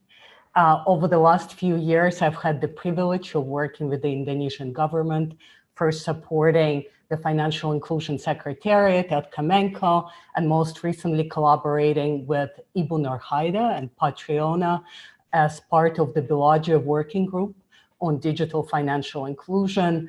The Bellagio Group brings together senior policymakers from Nigeria, Egypt, Indonesia to jointly problem-solve challenges on the way to greater digital financial inclusion in their respective countries. So the topic of today's discussion on how to leverage FinTech to harness the full potential of agent banking is one of the most important discussion themes in the Bellagio Group, and we have been learning from experience in each of the three countries, as well from a number of global case studies and experts.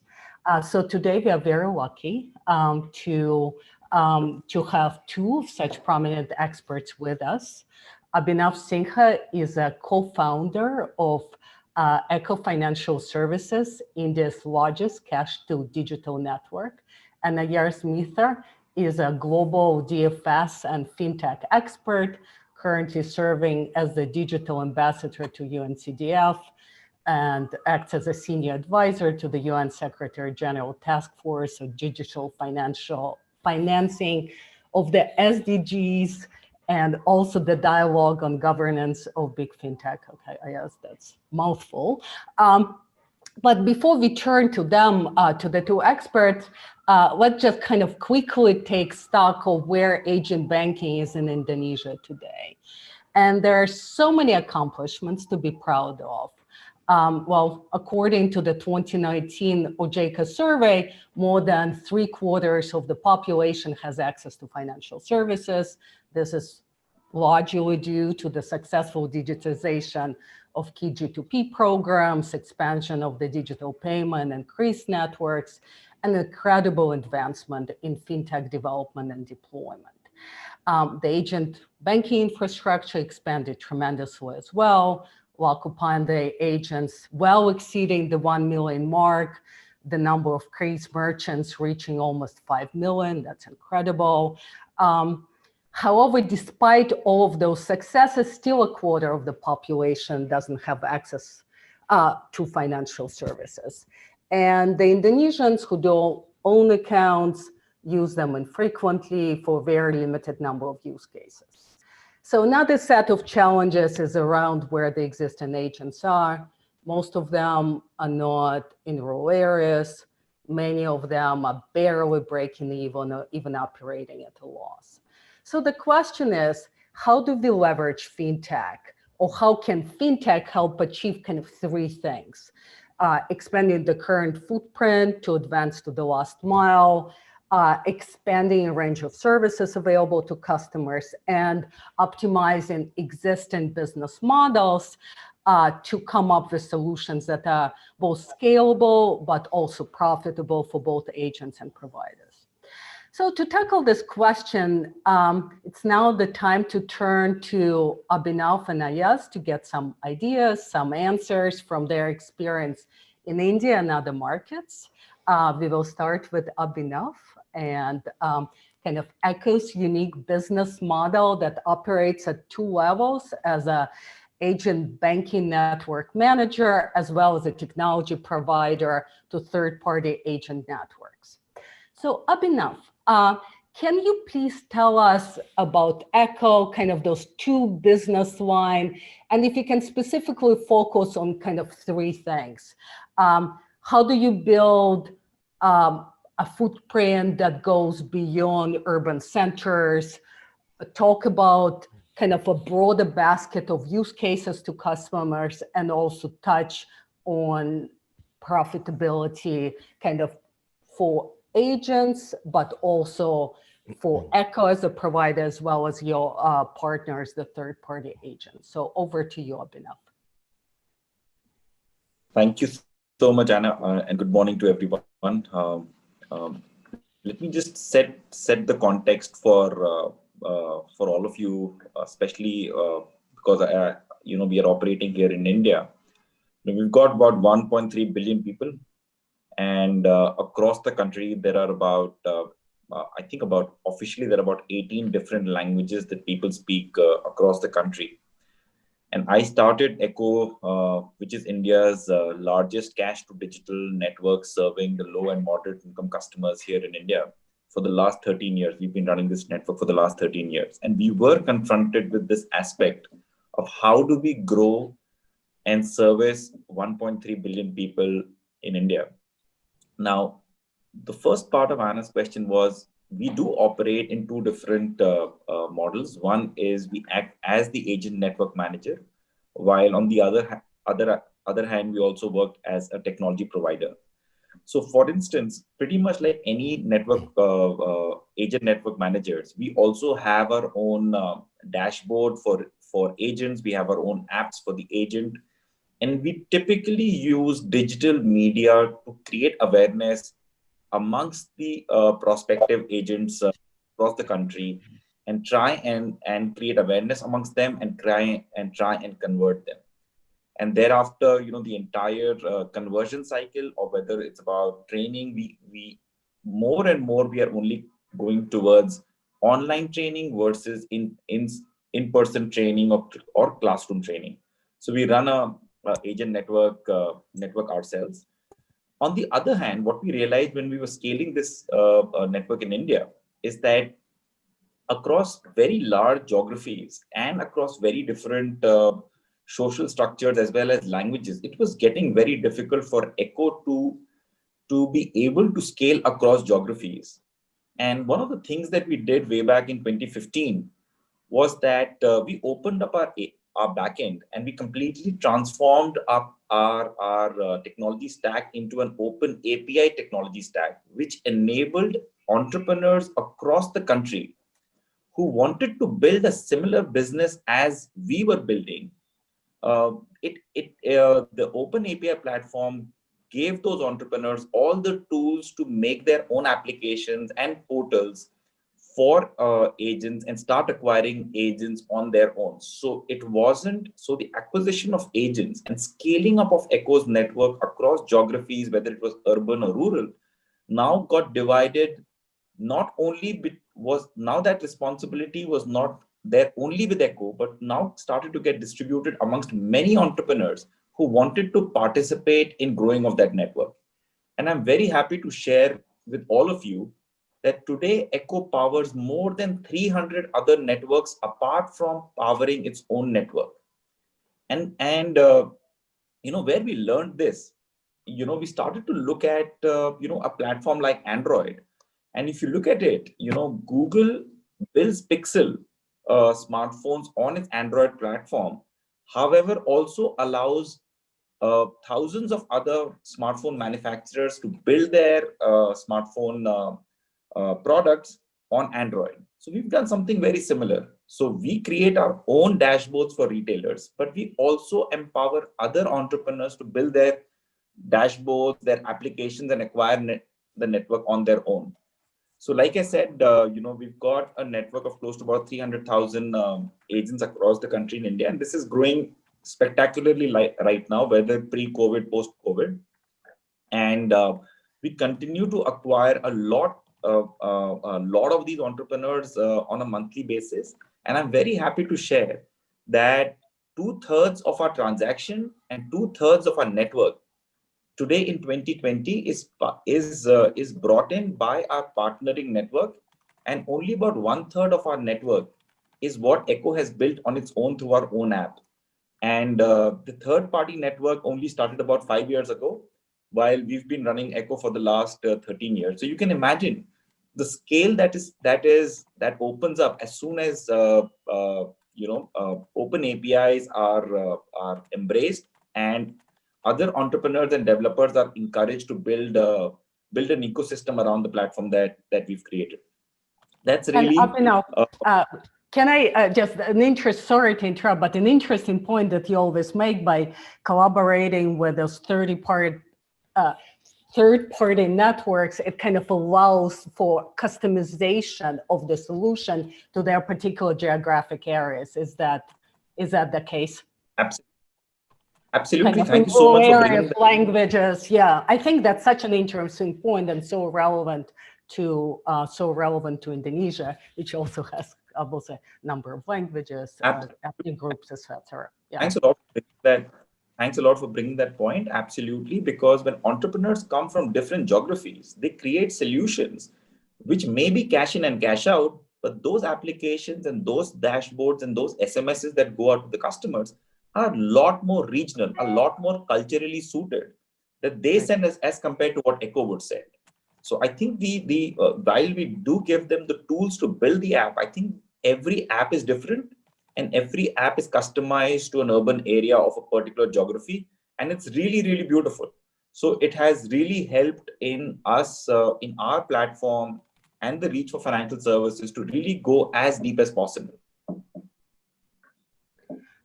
And kind of that aspect of the business model from a profitability perspective, how do you think about kind of the agent profitability, and kind of your own the profitability of providers, because that's of course it's a challenge across the world, right? So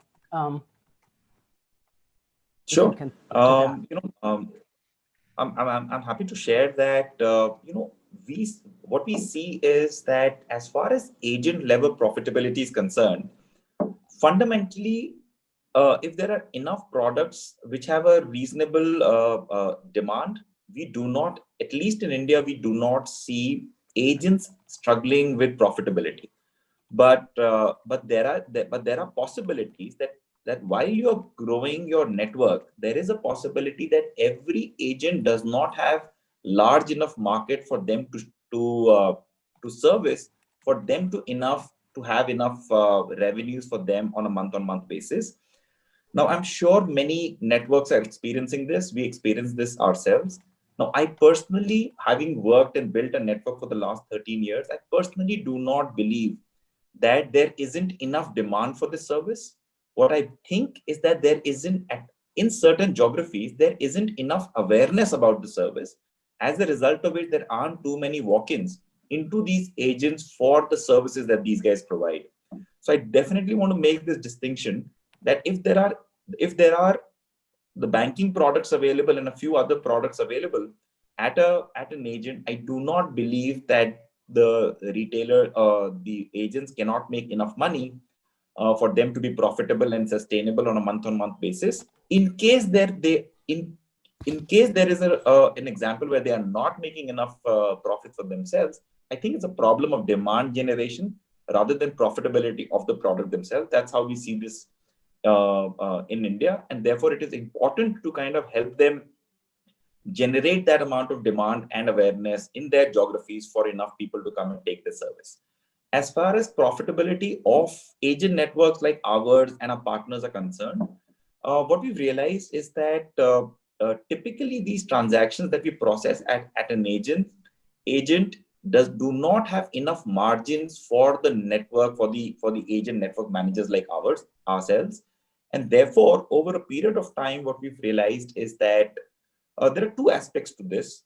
Keep adding relevant products for agents to sell more products. So we continue to add a portfolio of products, wherein the footfall at the agent continues to increase. Because while these transactions do not have margins, but at least an addition every time is an add-on to everybody, whether it is to the agent or to ourselves. Secondly, which is the flavor going forward, is that it is extremely important to start to build business models around data monetization. I think it's extremely important to start to understand our agents better. It is very, very critical to start to understand the consumers better, basis their transactional behavior and a few other data points and signals which are getting generated while these transactions are happening. And I think and once we start to understand our agents and consumers far better, I think better products, whether it is to do with credit, whether it's to do with insurance, whether it's to do with savings, whether it's to do with wealth management, and I'm talking about financial services, and this can go much beyond it. If we start to understand our consumer and our agents far better using data signals that are getting generated through the transactions, I think that's where the profitability for the agent network managers on a long term will come out. I think these are early days. I think most of the agent network managers across the world typically earn their margins through fee income and transactions. Yeah. But I genuinely believe that the next 5 years will change the flavors from transactional fee earning to data monetization and a few other business models that will come around. Interesting. So Abhinav, talk to us about how you've kind of expanded your portfolio of products or use cases to customers over time. And have you had that chance already to kind of monetize some of their kind of from what you're learning from kind of customer behavior, et cetera? Sure. But talk to us, what Echo has been around since 2014. You started working mostly with remittances, kind of basically cash in, cash out, how you've grown your portfolio today. Sure. Again, let me just take back and share that, most of us, most of the agent network managers across the globe, we end up servicing a consumer segment, which is very large typically in our countries. And these are people who are earning and spending in cash. And the reason they are earning in cash is because they are typically employed in the non-formal economy in each of our countries, and as a result of which their wages are in cash. But because their wages are in cash doesn't mean that they don't have a smartphone, doesn't mean that they don't consume data, and doesn't mean that they don't have their needs across many different categories of products.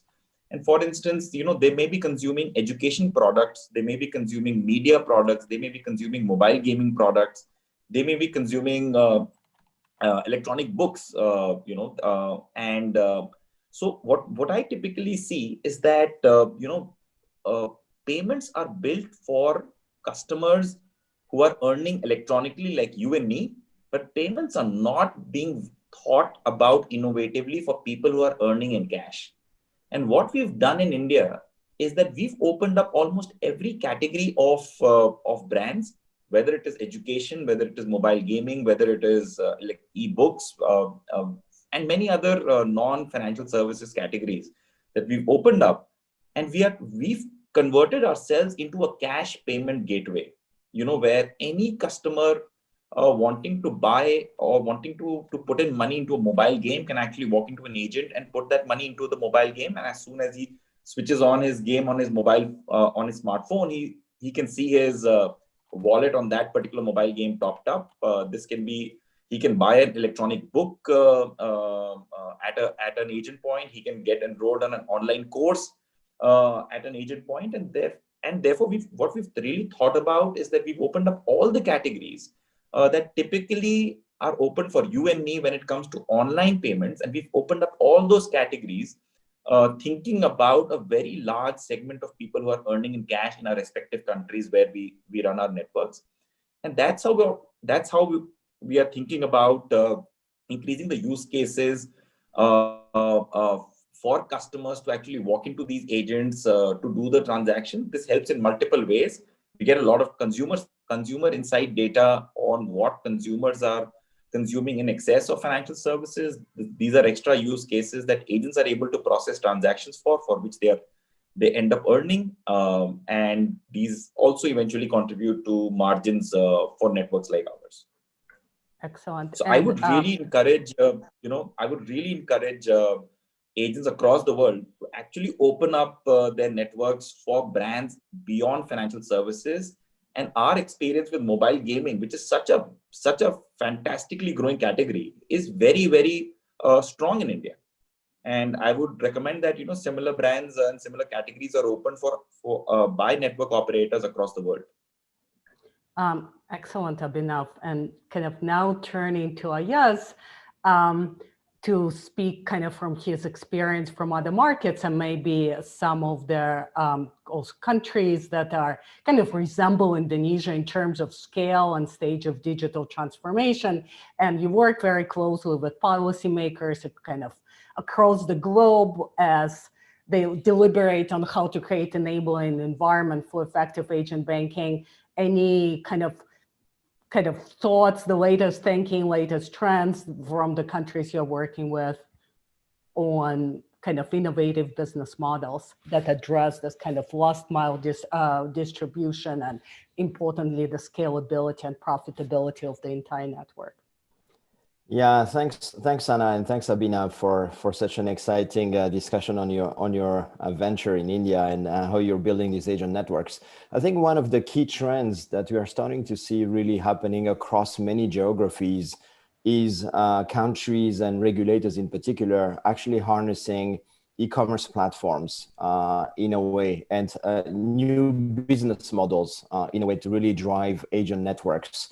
If you look at what's happening in Indonesia, for instance, with the likes of the ride-hailing services, the Grabs, the Gojeks, but also other e-commerce platforms that are really leveraging and building last-mile agent infrastructure using their existing networks, using taxi drivers, using small retail shops and warehouses and agri-dealers, etc. This is really a new trend that is happening on a large scale.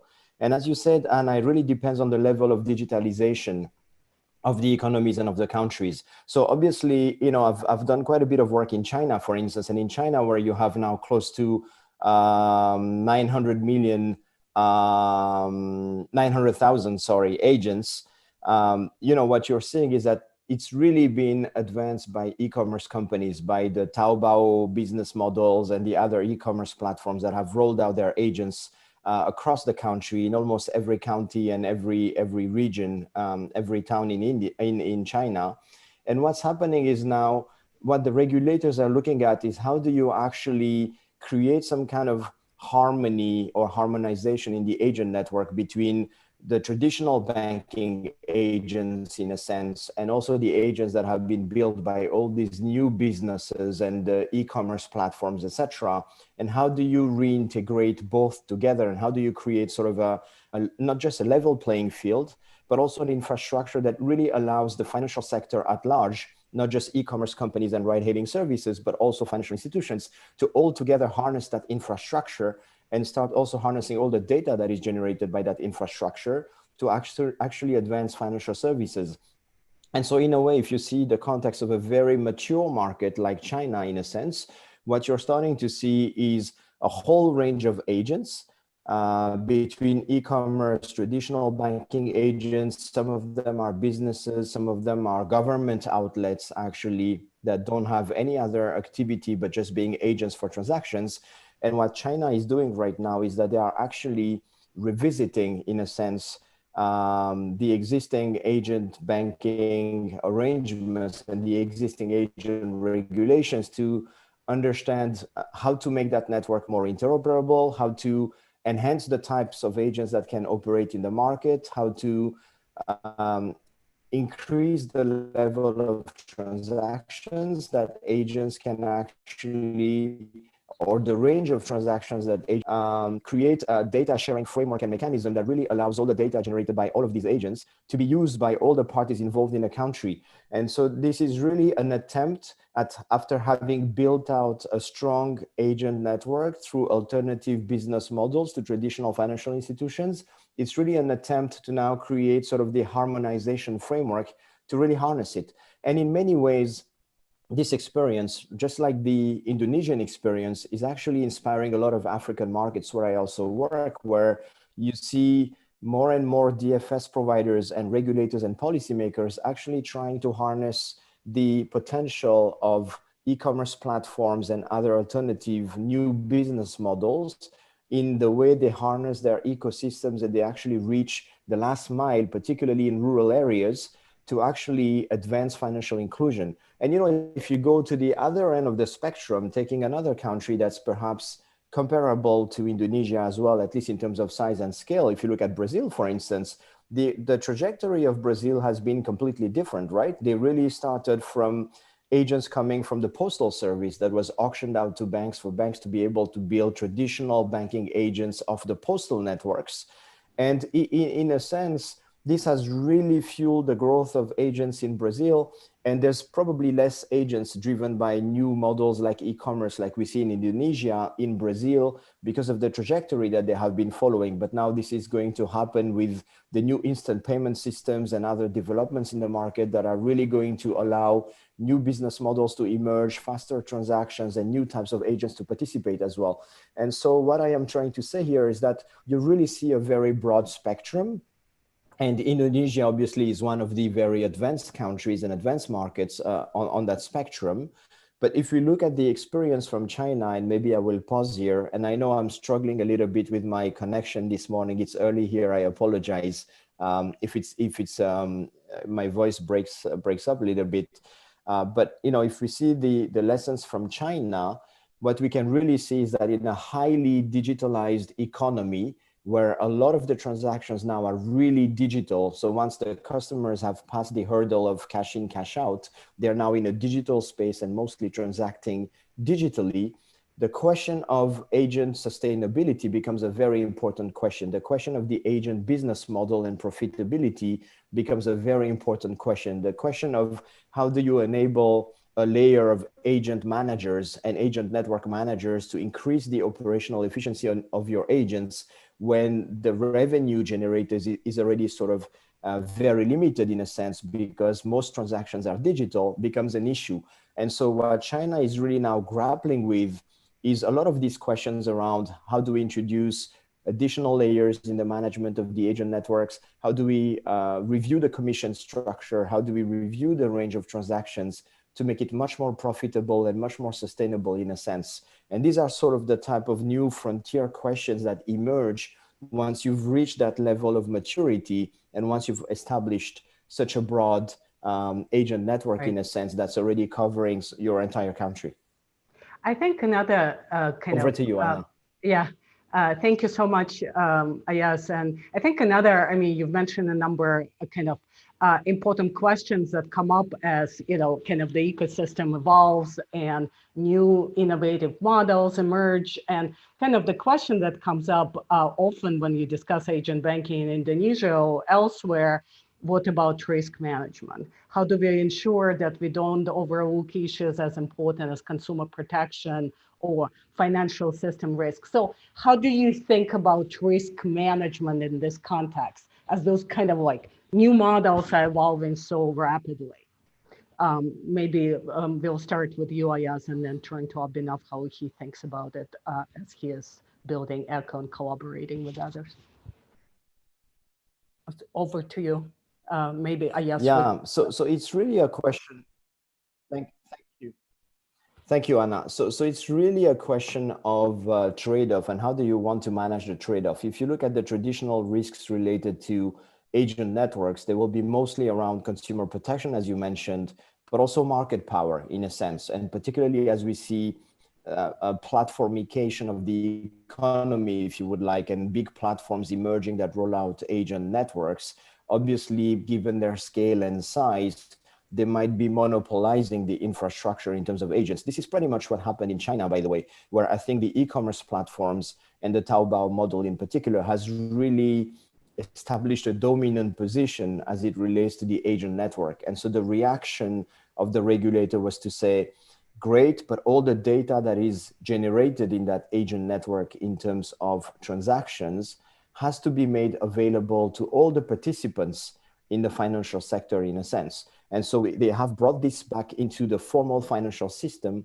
by making that data available to banks and financial institutions and by sharing it more largely.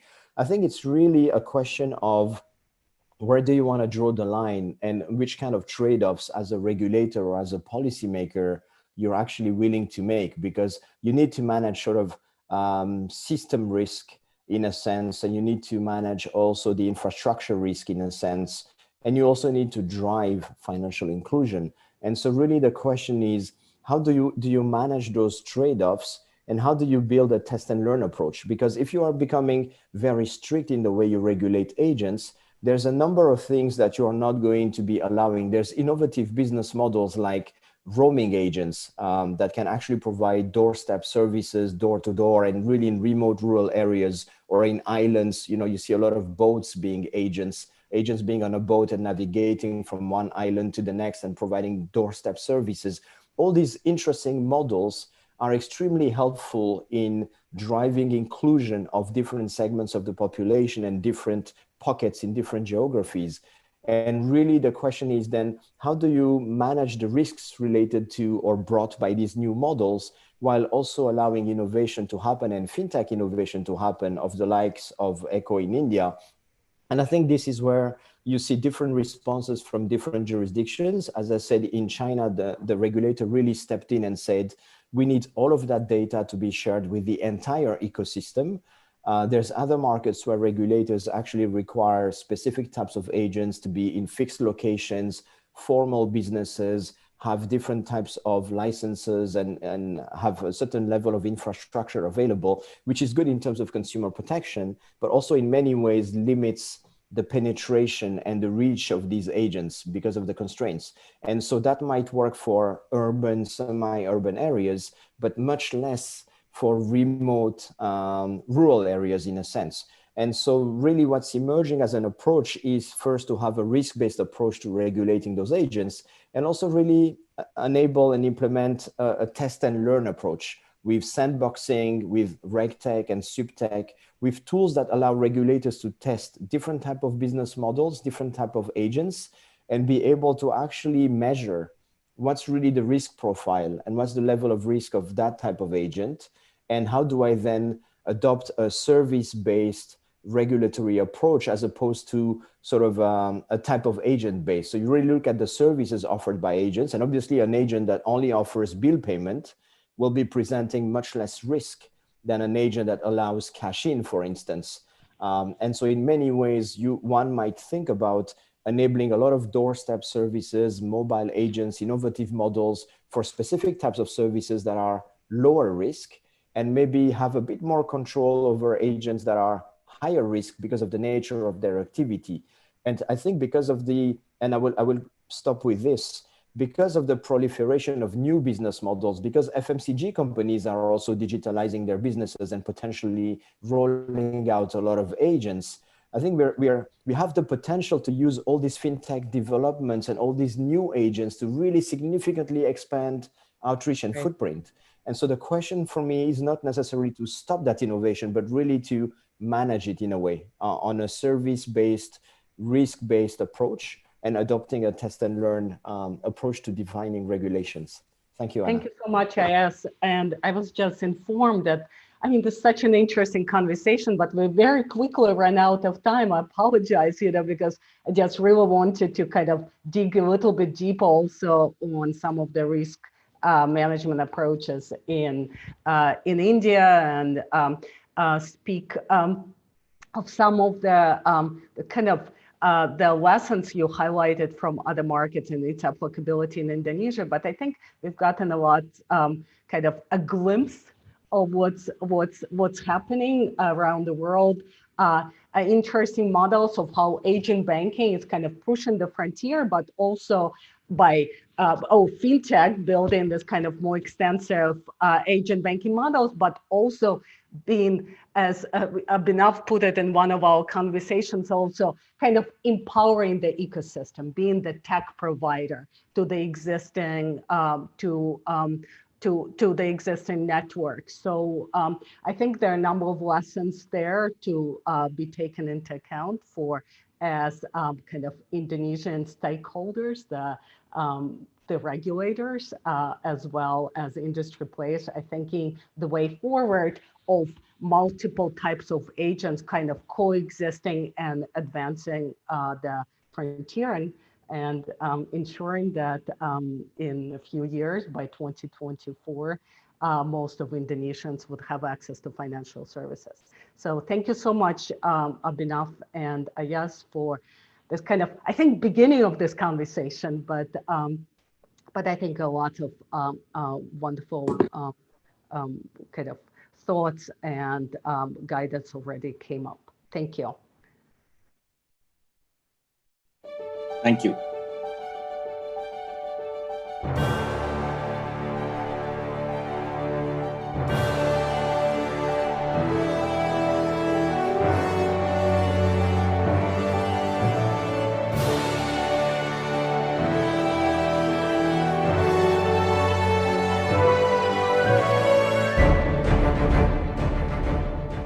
Thank you very much to all speakers for a very, very exciting discussion on fintech today.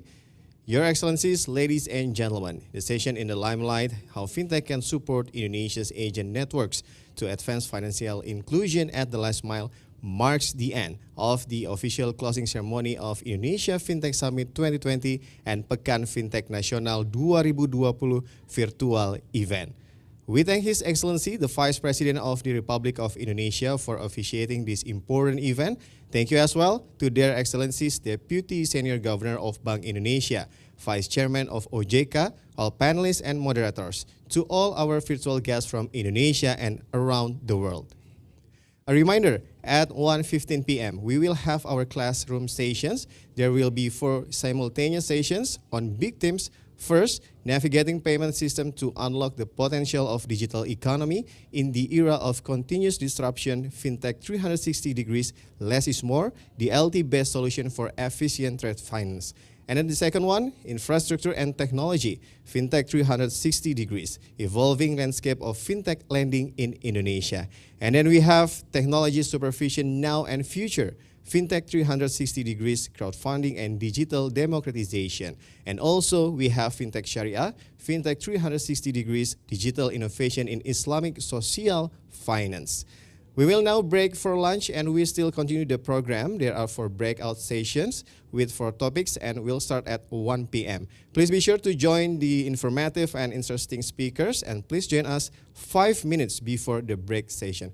Thank you very much and please enjoy your lunch.